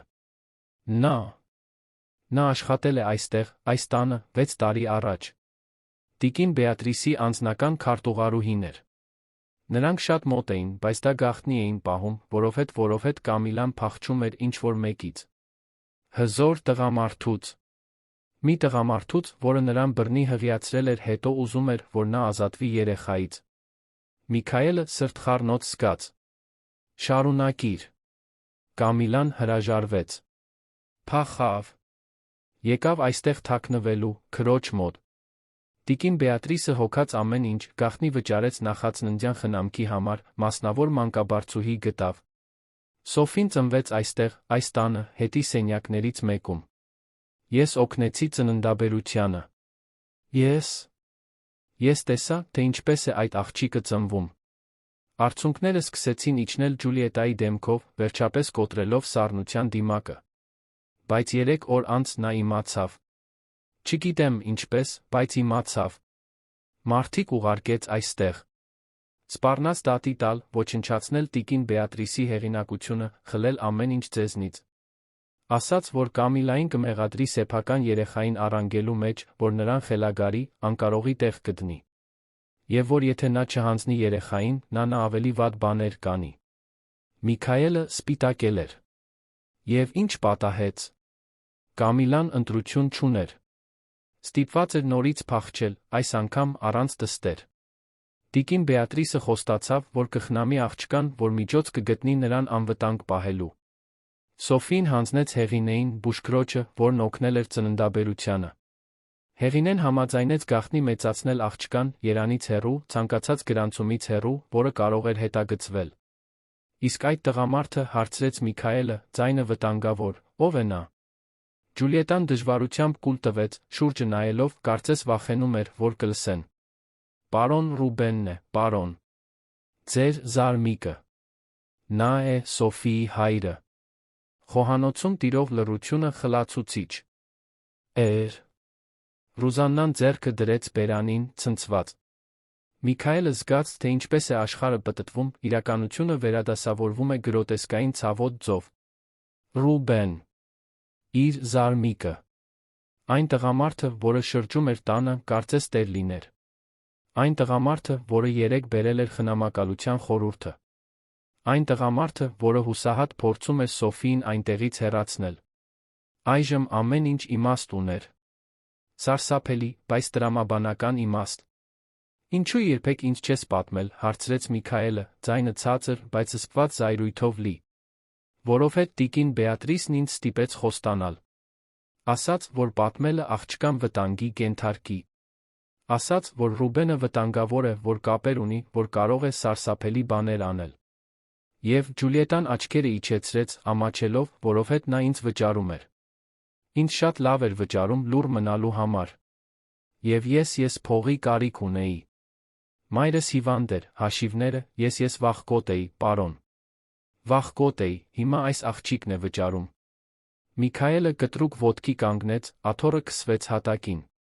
Ռուբենը բռնաբարել է Կամիլային։ Ստիպել է նրան փախչել։ Սպառնացել է ոչնչացնել ամեն ինչ։ Եվ դու լուռ ես մնացել, որովհետև նա քեզ վճարել է։ Ես գիտեմ, որ արդարացում չունեմ, հեկեկաց Ջուլիետան։ Ես գիտեմ, որ հանցակից եմ եղել։ Բայց հիմա երբ տեսա աղջկան, երբ տեսա, թե ինչպես է նա արթնացնում այդ ամբողջ ցավը նորից, ես այլս չեմ կարող։ Չեմ կարող թողնել, որ նա տանի նրան։ Որովհետև եթե նա տանի, պարոն, նա կստիպի նրան անհետանալ։ Նա դա հստակ ասաց երեկ, երբ զանգահարեց ինձ։ Ասաց, որ եթե աղջիկը շարունակի այստեղ մնալ, նա կփչացնի այն ամենը, ինչ ինքը կառուցել է։ Հեղինակությունը, դիրքը ընկերությունում, ամեն ինչ։ Միքայելը դողում էր զայրույթից, բայց նա ավելի ուժեղ մի բանից, Սոֆիին ամեն գնով պաշտպանելու մահացու վճռականությունից։ Որտեղ է Կամիլան հիմա։ Ջուլիետան գլուխը թափահարեց։ Չգիտեմ։ Տիկին Բեատրիսը կապ էր պահում, բայց նրա մահից հետո ես կորցրի հետքը։ Միայն գիտեմ, որ նա դեռ ողջ է, ինչ-որ տեղ, թաքնված։ Սպասում է այն պահին, երբ կկարողանա վերադառնալ դստեր մոտ։ Միքայելը խորը շունչ քաշեց, փորձելով կարգի բերել մտքերը։ Նրա ներսում այնքան շատ զգացմունքներ էին բախվում, որ հազիվ էր կարողանում պարզ մտածել։ Զայրույթ Ռուբենի նկատմամբ։ Զայրույթ Ջուլիետայի նկատմամբ։ Ցավ Բեատրիսի համար, որ միայնակ էր կրել այս ամենը։ Վախ Սոֆիի համար։ Եվ արդարության բնազդային պահանջ։ Դու ցուցմունք ես տալու, ասաց Միքայելը, ձայնը ամուր։ Պաշտոնապես կպատմես այս ամենը։ Քո վկայությունը կտաս այն մասին, թե ինչ է արել Ռուբենը։ Ջուլիետան գլխով արեց, արցունքները դեռ իջնում էին։ Կտամ։ Կանեմ այն ամենը, ինչ անհրաժեշտ է, ուղղելու համար այն, ինչ սխալ եմ արել։ Այդ պահին Սոֆին հայտնվեց խոհանոցի դռան մոտ, դեռ գիշերազգեստով, քնաթաթախ աչքերը տրորելով։ Նա նայեց երեք մեծահասակներին, զգաց օդում լարվածությունը, կանգնեց, անվստահ։ Ինչ-որ բան է պատահել, հարցրեց նա բարակ ձայնով։ Միքայելն արագ վերականգնեց արտահայտությունը, ստիպելով իրեն ժպտալ։ Ոչ, սիրելիս։ Ամեն ինչ կարգին է։ Արի նախաճաշիր։ Սոֆին դանդաղ մոտեցավ սեղանին, Ռուզաննան թե ցնցված արդեն սկսեց պատրաստել աղջկա ափսեն սովորականի պես խնամքով։ Բայց օդում ինչ-որ բան փոխվել էր, Սոֆին, թե երեխա էր, զգում էր դա։ Նա լուր կերավ, նայելով մեկ մեծահասակից մյուսին, փորձելով հասկանալ, թե ինչ է կատարվում։ Նախաճաշից հետո Միքայելը ստացավ այն զանգը, որին սպասում էր։ Գերասիմներ։ Պարոն, ինչ-որ բան գտա Կամիլայի մասին։ Նա ողջ է, թաքնված Սյունիքի մարզի մի փոքրիկ քաղաքում։ Աշխատում է Գեղձ անունով, տեղի հիվանդանոցում։ Ստացա նրա կոնտակտային տվյալները։ Միքայելը թեթացման ալիք զգաց։ Տուր ինձ։ Գերասիմը թելադրեց համարը, Միքայելը գրի առավ դողացող ձեռքերով։ Երբ անջատեց, երկար պահ նայեց այդ համարին։ Այդ զանգը կարող էր ամեն ինչ փոխել։ Կարող էր պատասխաններ բերել։ Կարող էր միավորել մորն ու դստերը։ Բայց նա կարող էր ավելի շատ վտանգ բերել։ Այնուամենայնիվ, նա հավաքեց համարը։ Հեռախոսը 3 անգամ զանգեց, նախքան մի կանացի, հոգնած, բայց քաղցր ձայն պատասխանեց։ Ալո։ Կամիլա, հարցրեց Միքայելը։ Իմ անունը Միքայել Թադոսյան է։ Ես Բեատրիսի ամուսինն եմ։ Մյուս կողմում երկար լռություն տիրեց։ Հետո, խուլ հեկեկոց։ Միքայել, ասաց նա, ձայնը կոտրվելով։ Բեատրիսն այնքան շատ էր խոսում քո մասին։ Այնքան շատ։ Ես կարծում էի, որ երբեք չեմ լսի քո ձայնը։ Կամիլա, ես քո դստեր հետ եմ։ Սոֆին այստեղ է, իմ տանը։ Նա անվտանգ է։ Մյուս կողմի լացն ավելի բարձրացավ, անկառավարելի։ Նա լավ է մեծանում։ Նա։ Ով Աստված, ես կարծում էի, որ այլս երբեք նրա մասին չեմ իմանա։ Նա լավ է, Կամիլա։ Գեղեցիկ է, ուժեղ, խիզախ։ Բայց դու ինձ պետք ես։ Ինձ պետք է քո վկայությունը Ռուբենի դեմ։ Պետք է ապացուցեմ, որ նա վտանգավոր է, որ նա չի կարող մոտենալ նրան։ Կարող ես դա անել։ Կարող ես այստեղ գալ։ Կամիլան տատանվեց, Միքայելը լսեց վախը նրա ձայնում։ Նա ինձ կգտնի։ Եթե ես վերադառնամ երան, նա կիմանա։ Եվ հետո նա կանի այն, ինչ միշտ սպառնացել է անել։ Ես քեզ կպաշտպանեմ, խոստացավ Միքայելը։ Ես ձեզ երկուսիդ էլ կպաշտպանեմ։ Բայց դու ինձ պետք ես, Կամիլա։ Սոֆին քո կարիքն ունի։ Երկար լռություն տիրեց։ Հետո դողացող, բայց վճռական ձայնով Կամիլան ասաց. Ես կգամ։ Առաջին ավտոբուսը կվերցնեմ։ Վաղը առավոտյան այնտեղ կլինեմ։ Միքայելն անջատեց, փակեց աչքերը, երախտագիտությունն ու վախը խառնվել էին կրծքում։ Նա 24 ժամ ուներ պատրաստվելու սպասվող պատերազմին։ Որովհետև երբ Ռուբենն իմանար, որ Կամիլան վերադառնում է, երբ իմանար, որ Միքայելն ամեն ինչ գիտի, նա կհարձակվեր այն ամենով, ինչ ուներ։ Եվ Միքայելը պետք է պատրաստ լիներ։ Օրվա մնացած մասը նախապատրաստությունների հորցանուտ էր։ Միքայելը կանչեց իր ճանաչած լավագույն փաստաբաններին, մշակեց իրավական ռազմավարություն, հավաքեց բոլոր ապացույցները, որ ուներ, Բեատրիսի նամակները, Ջուլիետայի վկայությունը, Սոֆիի մասնակի վկայականը, փաստաթղթավորված սպառնալիքները։ Գերասիմն անդադար աշխատում էր, կազմակերպում ամեն ինչ, պատրաստում հայցեր, պաշտպանական միջոցներ մշակում։ Անտոնը, այգեպանը, երբ իմացավ ամեն ինչ, առաջարկեց իր սեփական վկայությունը։ Նա տեսել էր, թե ինչպես է Ռուբենը սպառնում Կամիլային տարիներ առաջ, լսել էր խոսակցություններ, ականատես էր եղել բաների, որոնք այն ժամանակ չէր հասկանում, բայց որոնք այժմ ամբողջովին իմաստ էին ստանում։ Ռուզաննան սենյակներից մեկը պատրաստեց Կամիլային ընդունելու համար, փոխեց ամբողջ անկողնային սպիտակեղենը, թարմ ծաղիկներ դրեց, կարծես սուրբ վերամիավորման համար զոհասեղան պատրաստեր։ Եվ Սոֆին, անտեղյակ իր շուրջը կազմակերպվող ամեն ինչից, խաղում էր այգում այնպիսի անմեղությամբ, որը կոտրում էր Միքայելի սիրտը։ Նա դիտում էր նրան պատուհանից, մտածելով, թե ինչպես պատմի նրան։ Ինչպես բացատրի, որ նա մայր ունի։ Որ այդ մայրը երբեք նրան իր կամքով չի լքել։ Որ այդ մայրը միշտ սիրել է նրան, նույնիսկ հեռվից։ Երբ գիշերն ընկավ, Միքայելը որոշեց, որ ժամանակն է Սոֆիին պատրաստել, գոնե մի փոքր։ Կանչեց նրան աշխատասենյակ, տաք շոկոլադ առաջարկեց, նստեց նրա կողքին մեծ կաշվե բազմոցին։ Սոֆի, ես պետք է քեզ մի կարևոր բան պատմեմ, սկսեց նա, զգուշորեն ընտրելով բառերը։ Սոֆին նայեց նրան այդ մեծ աչքերով, Միքայելն այնտեղ այնքան վստահություն տեսավ, որ վախեցավ կոտրել այն։ Հիշում ես, որ ասում էիր, թե Հեղինե մորաքույրն ասում էր, որ մայրդ շատ լավ աղջիկ էր։ Սոֆին գլխով արեց։ Դե, ես կարծում եմ, որ գտել եմ մորթ, Սոֆի։ Եվ նա շատ է ուզում քեզ տեսնել։ Սոֆին քարացավ, տաք շոկոլադը կանգ առավ բերանին հասնելու կես ճանապարհին։ Իմ մայրը։ Նա ողջ է։ Ողջ է։ Եվ նա երբեք քեզ չի մոռացել։ Երբեք չի դադարել քեզ սիրել։ Նա ստիպված էր հեռու մնալ, որովհետև վատ մարդիկ կային, որոնք ուզում էին ձեզ երկուսիդ էլ վնասել։ Բայց հիմա մենք դա կլուծենք։ Եվ նա կկարողանա քեզ գրկել։ Սոֆին սկսեց դողալ։ Արցունքներն արագ, լուր իջան, նա դողացող ձեռքերով բաժակը մի կողմ դրեց։ Նա ինձ կհավանի։ Միքայելը Սոֆիին ամուր գրկեց, զգալով, թե ինչպես է փոքրիկ մարմինը ցնցվում լացից։ Նա արդեն քեզ սիրում է, Սոֆի։ Միշտ սիրել է։ Եվ վաղը, երբ նա գա, դու դա կտեսնես նրա աչքերում։ Սոֆին երկար լաց եղավ, կառչած Միքայելից, կարծես նա միակ ամուր բանը լիներ մի աշխարհում, որը չափազանց արագ էր պտտվում։ Եվ Միքայելը պահեց նրան, պաշտպանելով, լուր խոստանալով, որ թույլ չի տա, որ որևէ վատ բան պատահի։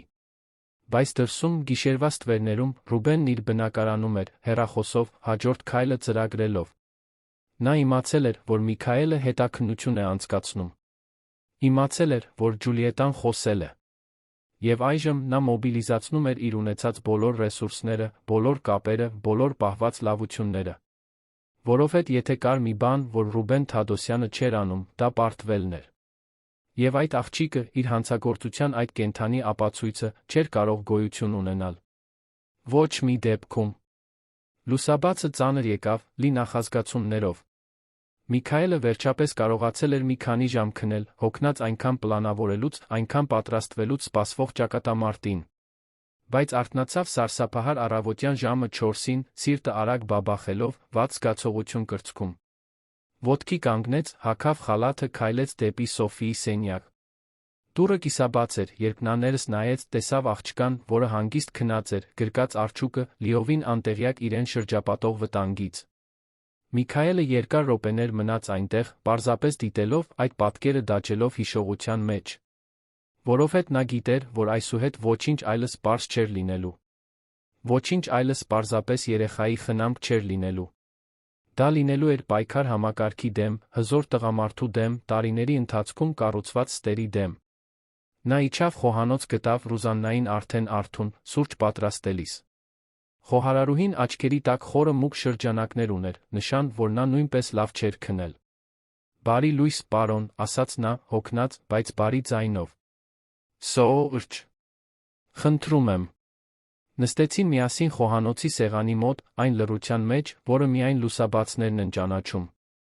Ռուզաննան դանդաղ շարժումներով խառնում էր շաքարը սուրճի մեջ, մտածկոտ։ Պարոն Թադոսյան, կարող եմ մի բան ասել։ Իհարկե, Ռուզաննա։ Դուք գիտեք, որ ես երբեք չեմ խառնվում տան գործերին։ Միշտ ընդամենը խոհարարուհի եմ եղել, իմ գործն եմ անում, վերջ։ Բայց այս անգամ ես պետք է խոսեմ։ Նա խորը շունչ քաշեց։ Այդ աղջիկը, նա բոլորի վրա ազդեց այստեղ։ Նույնիսկ տիկին Ջուլիետայի, որը քարե սիրտ ունի։ Իսկ դուք փոխվել եք։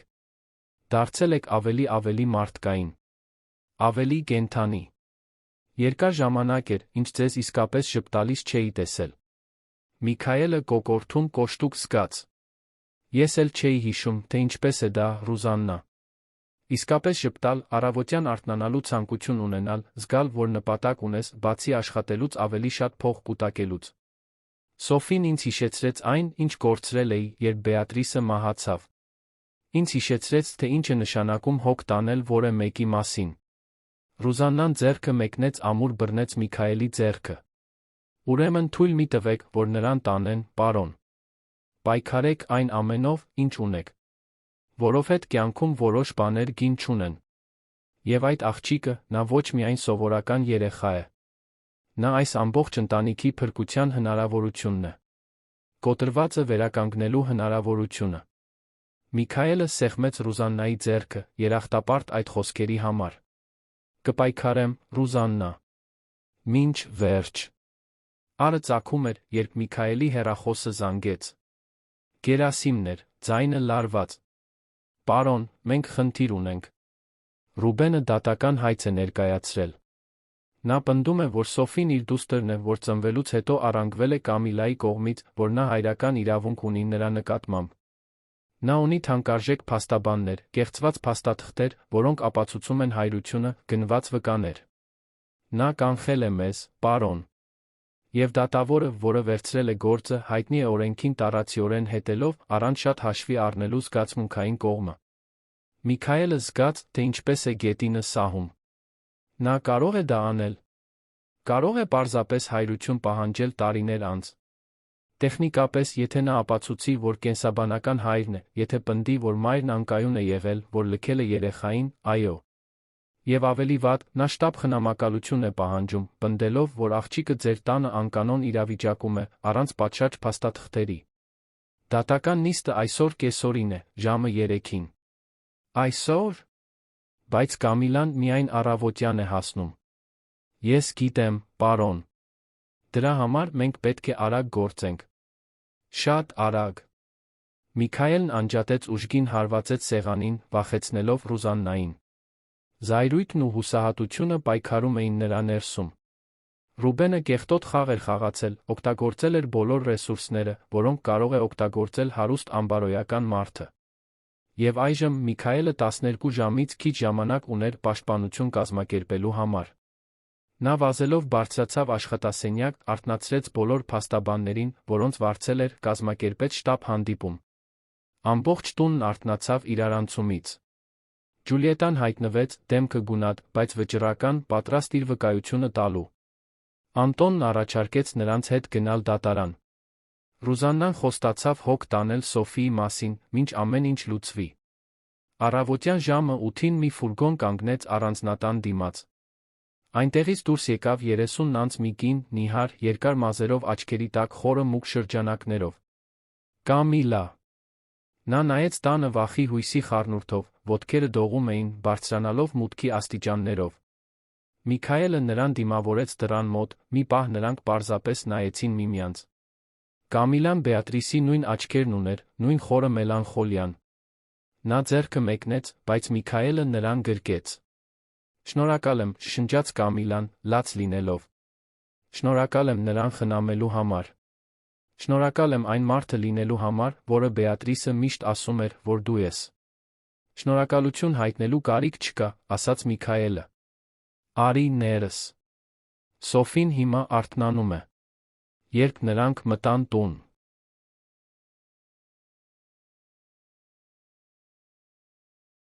Սոֆին նախասրահում էր, գիշերազգեստով, մազերը խառնված, աչքերը տրորելով։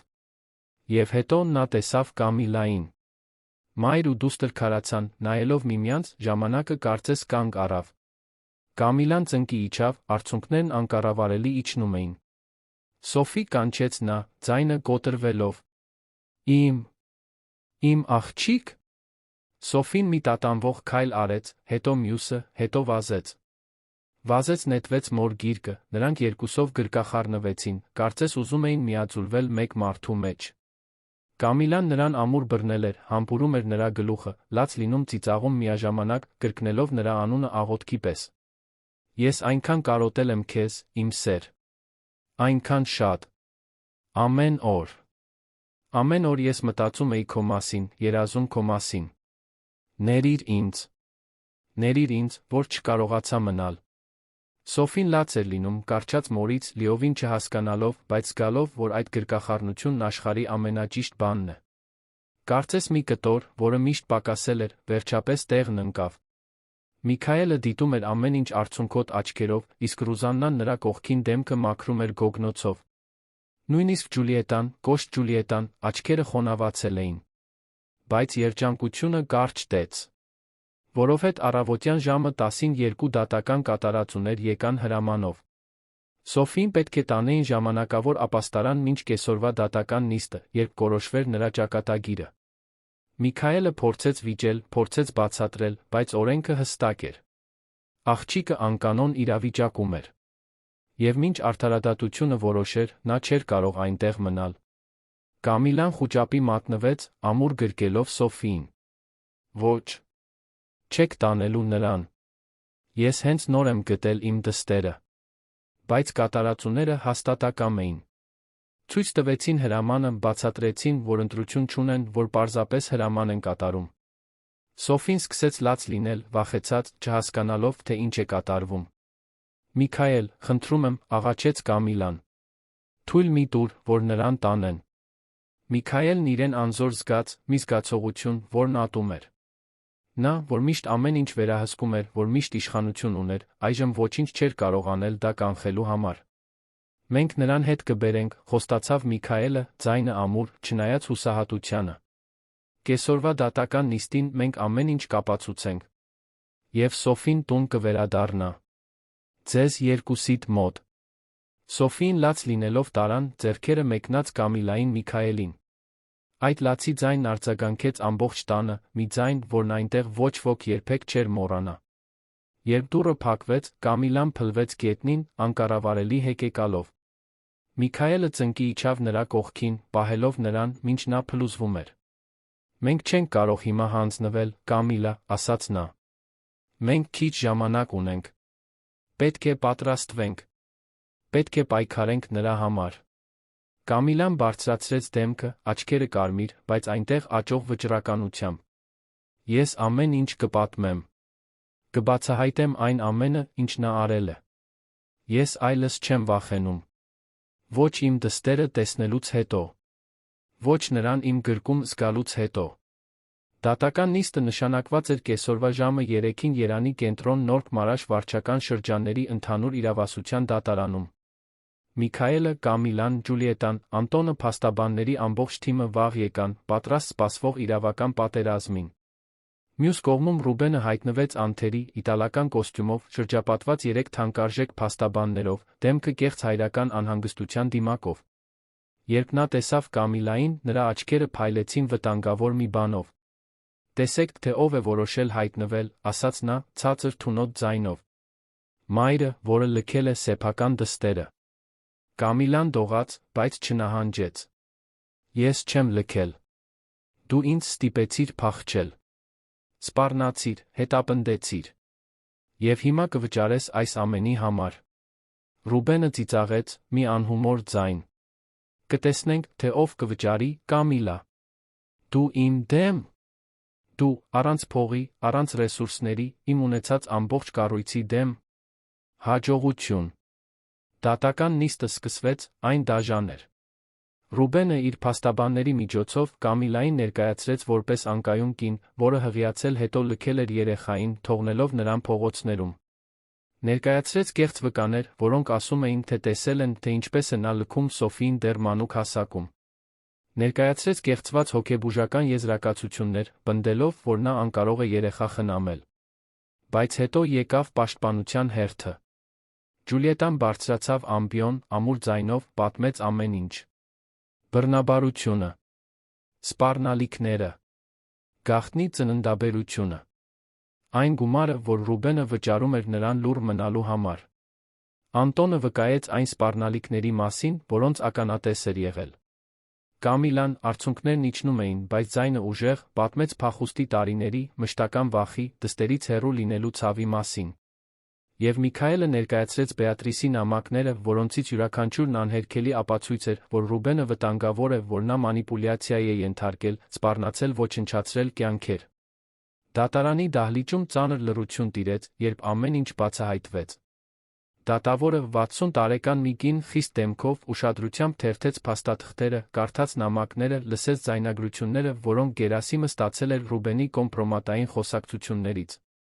Երբ ավարտեց, նա հանեց ակնոցը, նայեց Ռուբենին բացահայտ արհամարհանքով։ «Պարոն Թադոսյան, ես հստակ կլինեմ։ Այստեղ ներկայացված ապացույցները ոչ միայն հերքում են ձեր պատասխանատու հայրության պնդումը, այլ ճանապարհ են բացում ձեր դեմ քրեական գործերի համար։ Բռնաբարություն, հարկադրանք, սպառնալիքներ, փաստաթղթերի կեղծում։ Ցուցակը երկար է»։ Նա հարվածեց մուրճով։ «Մերժում եմ շտապ խնամակալության խնդրանքը։ Սոֆի աղջիկը մնում է պարոն Միքայել Թադոսյանի ժամանակավոր խնամակալության տակ, որը ցույց է տվել, որ անվտանգ պատշաճ միջավայր է։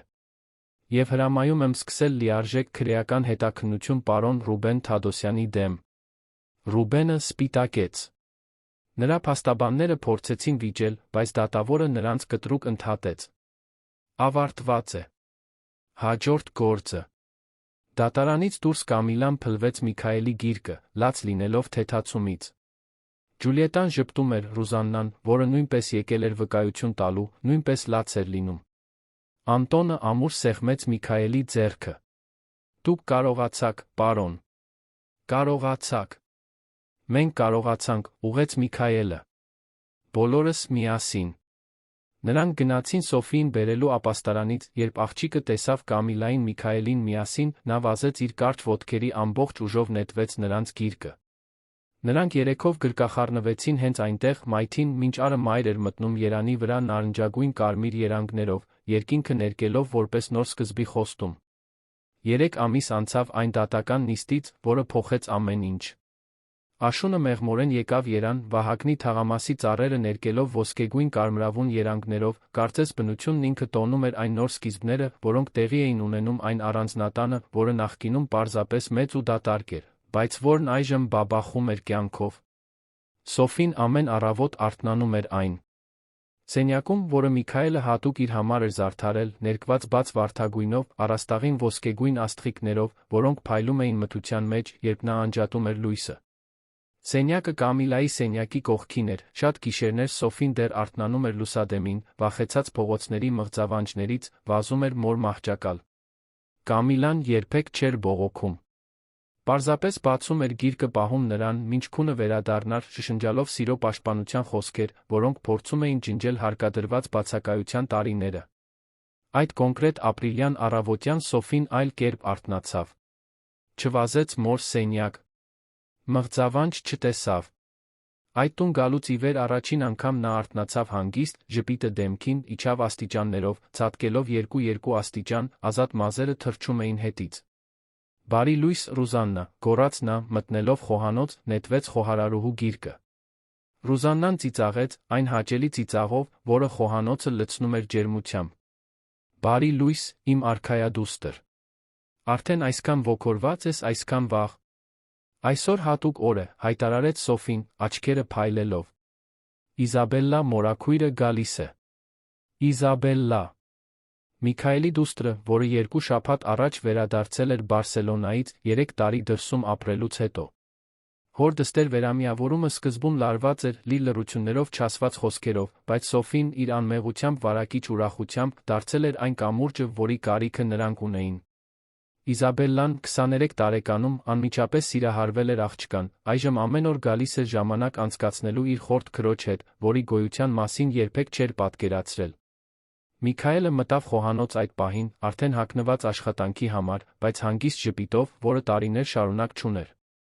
Սոֆի իր կյանք մտնելուց հետո նա փոխվել էր։ Ավելի քիչ էր աշխատում, ավելի շատ ժպտում, Բեատրիսի մահից հետո առաջին անգամ թույլ էր տալիս իրեն երջանիկ լինել առանց մեղքի զգացումի։ «Բարի լույս բոլորին», ասաց նա, համբուրելով Սոֆիի գլուխը։ «Լավ քնեցիր, փոքրիկ»։ «Քնեցի»։ Եվ ոչ մի մղձավանջ չտեսա, հայտարարեց Սոֆին, հպարտանալով իրենով։ Միքայելը հուզված հայացք փոխանակեց Կամիլայի հետ, որը հենց նոր էր մտել խոհանոց։ Դա կարևոր իրադարձություն էր։ Առաջին անգամ Սոֆին մի ամբողջ գիշեր անցկացրել էր առանց անցյալի ուրվականների, որոնք իրեն հետապնդում էին։ Կամիլան նույնպես փոխվել էր։ Մազերը կտրված էին ժամանակակից ոճով, աչքերը վերականգնել էին փայլը, հիվանդագին նիհարությունը տեղի էր տվել առողջ տեսքի։ Նա այժմ աշխատում էր որպես կամավոր բուժքույր մի համայնքային կլինիկայում, որը Միքայելն օգնել էր ֆինանսավորել, նպատակ գտնելով հոգ տանելու այլ մարդկանց մասին, ովքեր իր նման դժվար իրավիճակների միջով էին անցել։ Կամիլայի Միքայելի հարաբերությունները բարդ էին, բայց գեղեցիկ։ Դրանք ռոմանտիկ չէին, գոնե դեռ ոչ, բայց կար խորը փոխըմբռնում, մի գործընկերություն, որը գերազանցում էր ակնհայտը։ Նրանք Սոֆիի համատեղ ծնողներն էին, բայց նա ընկերներ միավորված Բեատրիսի հիշատակով Սոֆիին այն մանկությունը տալու վճռականությամբ, որին նա արժանի էր։ Նախաճաշի ընթացքում Սոֆին ոգորված պատմում էր դպրոցում արած նկարի մասին, ուսուցչուհու մասին, որը գովել էր իր ընթերցանությունը, նոր ընկերուհու մասին, որ ձեռք էր բերել։ Ամեն փոքր հաղթանակ տոնվում էր որպես հրաշք այդ տանը, որովհետև այնտեղ բոլորը գիտեին, թե որքան հեռու էր հասել Սոֆին այն սառը ամանորի գիշերվանից։ Ռուբենը, մյուս կողմից, լիովին անկում էր ապրել։ Քրեական հետաքննությունն առաջ էր ընթանում, նոր զոհեր էին հայտնվել, կանայք, որոնց նա սպառնացել մանիպուլյացիայի էր ենթարկել տարիների ընթացքում։ Ընկերությունը խզել էր բոլոր կապերը նրա հետ, նրա հեղինակությունը ոչնչացված էր։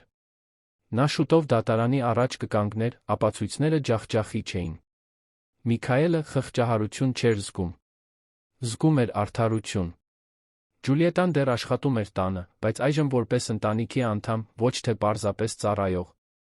Նա դարձել էր մի տեսակ տատիկ Սոֆիի համար, սովորեցնում էր նրան բաներ, որոնք սովորել էր սեփական մորից, պատմում հին պատմություններ, խնամում նրան մի քնքշությամբ, որը ոչ ոք չէր պատկերացնում, որ նա ունի։ Այն գումարը, որ Ռուբենը նրան վճարել էր, նա ամբողջությամբ նվիրաբերել էր բռնության զոհ դարձած կանանց օգնող հաստատություններին, փրկության մի փորձով, որը, թե չէր ջնջում անցյալը, օգնում էր ավելի լավ ապագա կառուցել։ Անտոնը շարունակում էր խնամել այգին, բայց այժմ հատուկ օգնական ուներ։ Սոֆին սիրում էր նրա հետ հողի մեջ փորփրել, ծաղիկներ տնկել, բույսերը ջրել։ Այգեպանը նրան սովորեցնում էր համբերության, այն մասին, թե ինչպես լավ բաները ժամանակ են պահանջում աճելու համար, այն մասին, թե ինչպես է պետք սիրով խնամել արդյունքները տեսնելու համար։ Եվ Սոֆին, իր մանկական իմաստությամբ, հիանալի հասկանում էր։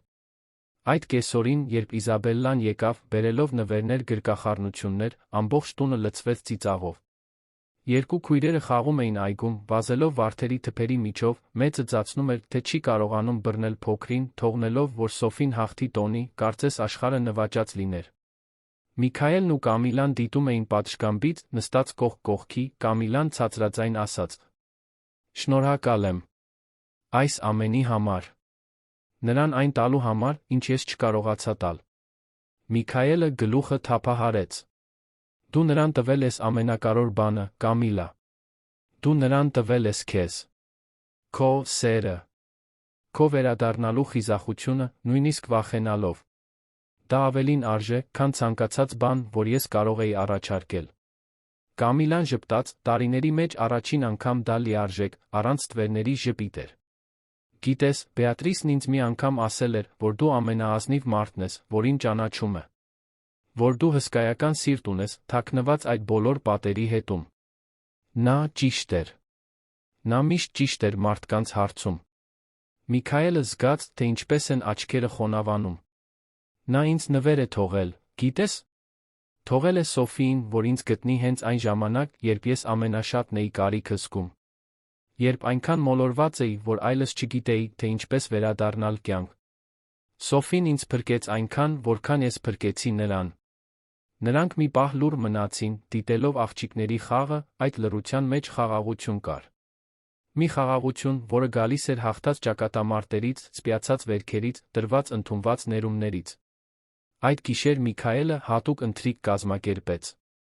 Հրավիրեց Ռուզաննային Անտոնին նստելու սեղանի շուրջ իրենց հետ, ոչ թե որպես ծառայողներ, այլ որպես ընտանիք։ Որովհետև նրանք հենց դա էին։ Ընտրված ընտանիք, կառուցված ոչ թե արյունով, այլ սիրով հավատարմությամբ։ Սեղանը գեղեցիկ էր, լի համեղ ուտեստներով, թարմ ծաղիկներով, վառվող մոմերով։ Սոֆին նստեց Կամիլայի Իզաբելլայի միջ, փայլելով երջանկությունից, շրջապատված լինելով այդքան սիրով։ Ջուլիետան, նստած Անտոնի կողքին, ավելի շատ է ժպտում, քան որը մեկը նրան տեսել է ժպտալիս տարիների ընթացքում։ Ուտել սկսելուց առաջ Միքայելը ոտքի կանգնեց, բռնելով հյութի բաժակը, քանի որ Սոֆին ներկա էր, նրանք պայմանավորվել էին։ Առանց ալկոհոլի կենաց ասել, որպեսզի նա կարողանա մասնակցել։ Ուզում եմ կենաց ասել, ասաց նա, հուզված ձայնով։ Կենացը Սոֆի, որը մեզ սովորեցրեց, որ ընտանիքը ոչ միայն այն մասին է, թե ով է քեզ կյանք տվել, այլ այն մասին, թե ով է ընտրում մնալ, երբ կյանքը դժվարանում է։ Կենացը Կամիլայի, որն ունեցավ խիզախություն վերադառնալու պայքարելու իր դստեր համար։ Կենացը բոլորիս, որոնք սովորեցինք, որ իսկական սերը նշանակում է պաշտպանել, խնամել, երբեք չհանձնվել։ Բոլորը բարձրացրին իրենց բաժակները, Սոֆին, իր պարզ ձայնով, ավելացրեց. Եվ կենացը Բեատրիս մորաքրոջ, որը երկնքում է, բայց ես գիտեմ, որ նա ուրախ է, տեսնելով մեզ։ Հուզիչ լռություն տիրեց։ Միքայելը զգաց, թե ինչպես է մի արցունք իջնում, բայց դա լավ արցունք էր, երախտագիտության։ Բեատրիսի կենացը, ասացին բոլորը միասին, խմեցին։ Ընթրիքի ընթացքում Սոֆին մի պատմություն պատմեց, որը բոլորին ծիծաղեցրեց։ Նա խոսում էր դպրոցի մի տղայի մասին, որը քաշել էր իր մազերը, նա, լաց լինելու փոխարեն, ասել էր նրան, որ մազերը քաշելու համար չեն, այլ սանրելու։ Եվ տղան այնքան էր շփոթվել, որ ներողություն էր խնդրել։ Ռուզաննան ծափահարեց, ասելով, որ Սոֆին ուժեղ կին է դառնում, որը գիտի պաշտպանվել առանց բռնության դիմելու։ Իզաբելլան, իր հերթին, հայտարարեց, որ որոշել է վերջնականապես վերադառնալ Հայաստան։ Բարսելոնան գեղեցիկ էր, բայց իր տեղն այստեղ էր, հոր կողքին, Սոֆիի կողքին։ Նա նախագծեր ուներ, ուզում էր աշխատել Միքայելի հետ ընկերությունում, բայց նա ուզում էր հիմնադրել մի ինստիտուտ, որը կօգներ խոցելի իրավիճակում գտնվող երեխաներին։ Որովհետև Սոֆին նրան ցույց էր տվել, որ մեկ փրկված կյանքը կարող է փոխել ամբողջ աշխարհը։ Միքայելը հպարտությամբ նայեց դստերը։ Իզաբելլան մեծացել էր, հասունացել, վերջապես նրանք վերականգնում էին այն կամուրջը, որը Բեատրիսի սուգը կոտրել էր։ Ընթրիքից հետո, երբ Սոֆին արդեն քնկոտ էր, Կամիլան նրան տարավ սենյակ։ Լողացրեց նրան, հագցրեց միայղջյուրներով գիշերազգեստը, որը աղջկա սիրելին էր, պառկեցրեց մահճակալին։ Սոֆին բռնեց մոր ձեռքը, աչքերն արդեն փակվում էին քնից։ Մամ, մրմնջաց նա, դու միշտ այստեղ կմնաս, չէ՞։ Նորից չես գնա։ Կամիլան համբուրեց նրա ճակատը, սիրտը սեղմվելով։ Միշտ կմնամ, իմ սեր։ Միշտ։ Ինչ էլ պատահի, ես այստեղ կլինեմ։ Խոստանում եմ։ Սոֆին ժպտաց, գոհ վայրկյանների ընթացքում քնեց, ապահով իրեն շրջապատող սիրո մեջ։ Երբ Կամիլան դուրս եկավ սենյակից, գտավ Միքայելին միջանցքում։ Նա հենված էր պատին, սպասում էր, նրա հայացքում ինչ-որ բան փոխվել էր։ Մի բան, որը Կամիլան սկսել էր նկատել վերջին շաբաթների ընթացքում, բայց որը նրանցից ոչ ոք չէր համարձակվում անվանել։ Քնած է, հարցրեց նա ցածրաձայն։ Այո։ Եվ երջանիկ։ Կամիլան ժպտաց։ Միքայել, ես ուզում էի շնորհակալություն հայտնել։ Նորից։ Ամեն ինչի համար։ Այն ընտանիքը լինելու համար, որի կարիքը նա ուներ, երբ ես չէի կարող այստեղ լինել։ Միքայելը մի քայլ մոտեցավ, նրա հայացքում մի քնքշություն կար, որը ստիպեց Կամիլայի սիրտը արագանալ։ Կամիլա, դու գիտես, որ Սոֆին միակը չէ, որ այստեղ ընտանիք է գտել, չէ՞։ Դու նույնպես։ Դու այս ամենի մի մասն ես։ Եվ ես այլս չեմ կարող պատկերացնել այս տունն առանց քեզ։ Կամիլան զգաց, թե ինչպես են արցունքները բարձրանում։ Ես էլ, Միքայել։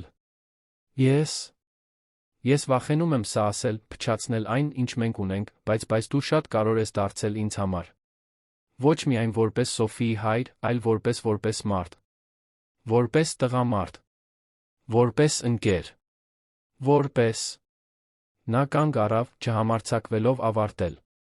Միքայելը քնքշորեն բռնեց նրա դեմքը։ Որպես ինչ, Կամիլա։ Ավարտիր նախադասությունը։ Կամիլան խորը շունչ քաշեց։ Որպես մեկը, որին ես կարող էի սիրել։ Եթե դու ինձ թույլ տայիր։ Եթե դա չափազանց խենթություն չլիներ։ Միքայելը ժպտաց, այն գեղեցիկ ժպիտով, որը Բեատրիսը միշտ սիրել էր, որն այժմ փայլում էր մեկ այլ կնոջ համար, որն արժանի էր սիրվելու։ Դա խենթություն չէ, Կամիլա։ Դա ամենաճիշտ բանն է, որ ես զգացել եմ տարիների ընթացքում։ Եվ նա համբուրեց նրան, մեղմ, հարգալից, լի խոստումներով։ Դա նոր սկզբի համբույր էր։ Մի համբույր, որը չէր ջնջում անցյալը, բայց որը պատվում էր այն։ Որովհետև Բեատրիսն էր միավորել նրանց ստեղծել այս պատմությունը, ինչ-որ կերպ, որտեղ էլ որ նա լիներ, Միքայելը գիտեր, որ նա երջանիկ է։ Հաջորդող ամիսները բուժման կառուցման ամիսներ էին։ Միքայելն ու Կամիլան դանդաղ հարաբերություններ սկսեցին, հարգելով Սոֆիի ժամանակը, համոզվելով, որ նա հասկանում ընդունում է։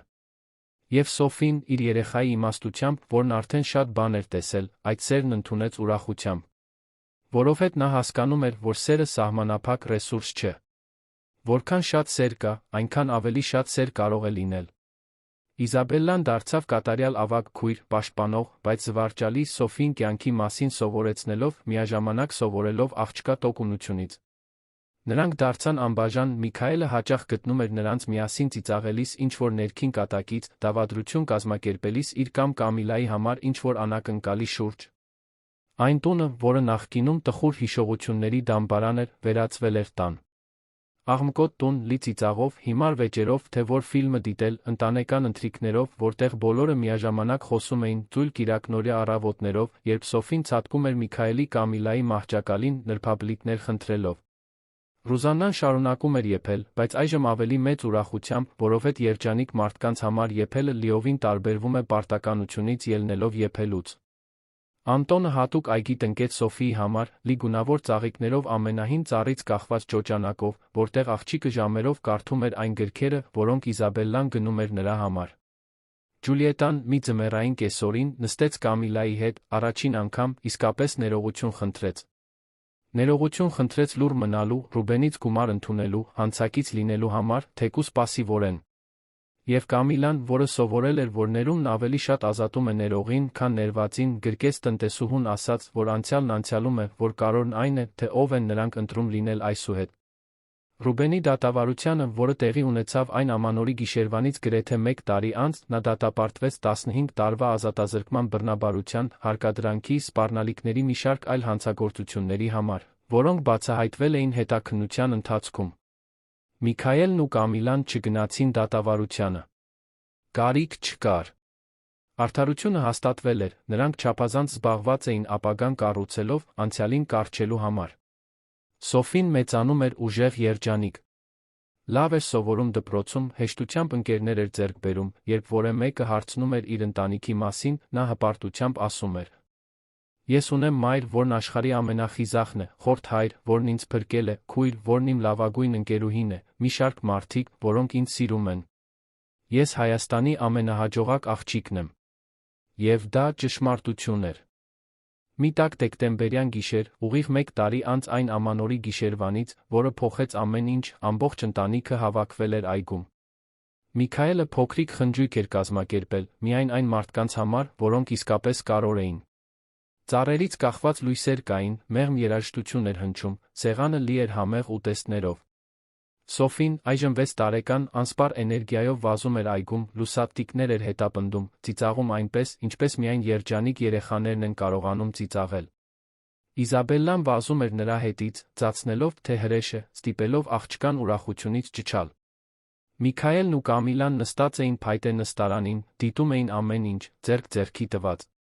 Միքայելը նայեց իր կողքի կնոջը, այս կնոջը, որը մտել էր իր կյանք անհնարին հանգամանքներում, բայց որն այժմ դրա անբաժանելի մասն էր, ասաց. Գիտես, թե ինչ եմ սովորել այս տարվա ընթացքում։ Կամիլան շրջվեց դեպի նա, հետաքրքրված։ Ինչ։ Որ կյանքը տարօրինակ ձունի վերականգնելու այն, ինչ կոտրվել է։ Մենք կորցնում ենք, բայց նա ձեռք ենք բերում։ Մենք տառապում ենք, բայց նա բուժվում։ Եվ երբեմն երջանիկ ավարտը այն չէ, ինչ մենք պատկերացրել ենք, բայց հենց այն է, ինչի կարիքն ունեինք։ Կամիլան ժպտաց, գլուխը հենելով նրա ուսին։ Բեատրիսը դա գիտեր։ Նա կազմակերպեց այս ամենը, չէ՞։ Նա գիտեր, որ Սոֆին մեզ կմիավորի, որ լույս կբերի այս տուն նորից, որ քեզ կբուժի այնքան, որքան կփրկի նրան։ Միքայելը համբուրեց Կամիլայի գլուխը։ Նա գիտեր։ Եվ ես հավերժ երախտապարտ եմ նրան։ Ինձ քեզ Սոֆիին տալու համար։ Ինձ ցույց տալու համար, որ ես կարող եմ նորից սիրել, որ կարող եմ նորից ընտանիք լինել, որ կարող եմ նորից երջանիկ լինել։ Այդ պահին Սոֆին վազեց նրանց մոտ, ուժգին նետվելով Միքայելի գիրկը։ Նայիր, պապա, ասաց նա, պապա բառն այնքան բնական դուրս եկավ, որ Միքայելի սիրտը քիչ մնաց պայթեր հուզմունքից։ 5 լուսատտիկ եմ բռնել։ 5 Միքայելն ամուր գրկեց աղջկան, շնչելով ելակի շամպունի բույրը, որը Կամիլան օգտագործում էր նրա համար։ Դու անհավանական ես, փոքրիկ։ Անհավանական։ Սոֆին շրջվեց դեպի Կամիլան, գրկեց նա մորը, ստեղծելով գրկախառնության սենդվիչ նրանց երեքի մեջ։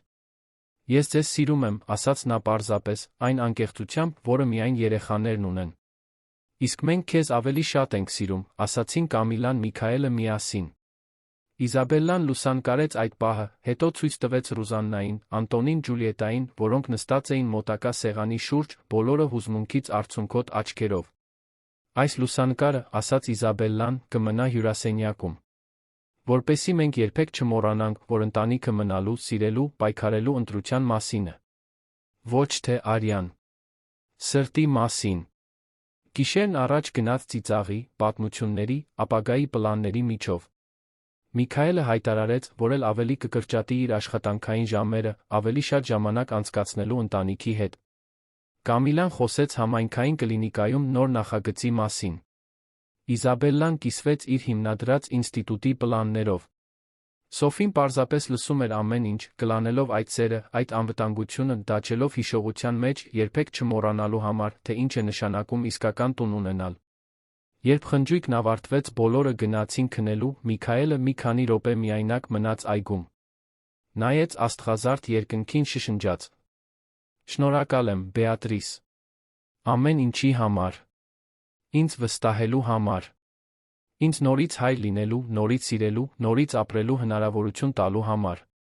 Հուսով եմ, որ դու հպարտ ես։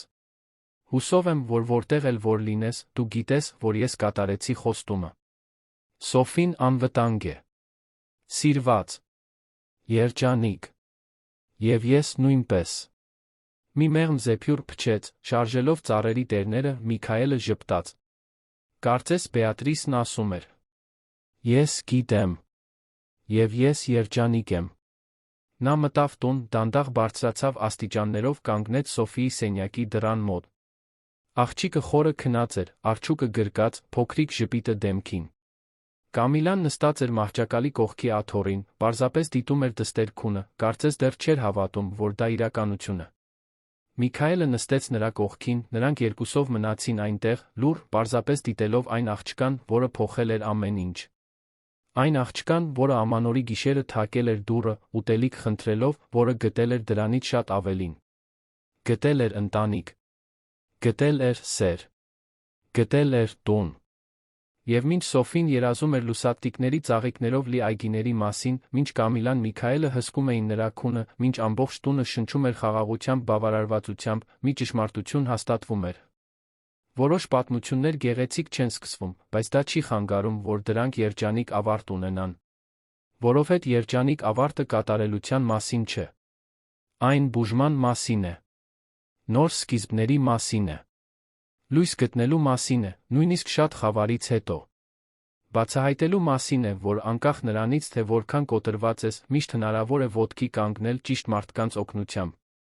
Եվ Վահագնի թաղամասի այդ տանը, այդ կարկատված, բայց ամբողջական ընտանիքում երջանիկ ավարտը ոչ միայն հեռավոր հնարավորություն էր։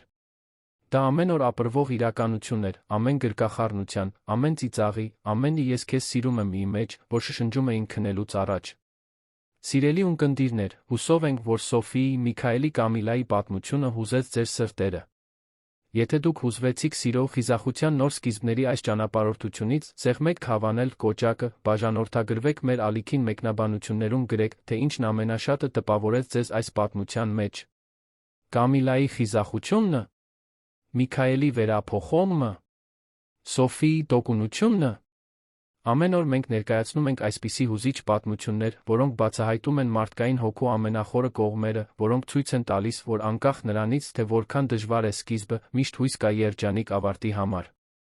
Սպասում ենք ձեզ հաջորդ թողարկմանը, ավելի շատ պատմություններով, որոնք կհուզեն, կոգեշնչեն, կստիպեն ձեզ հավատալ, որ իսկական սերը միշտ հաղթում է։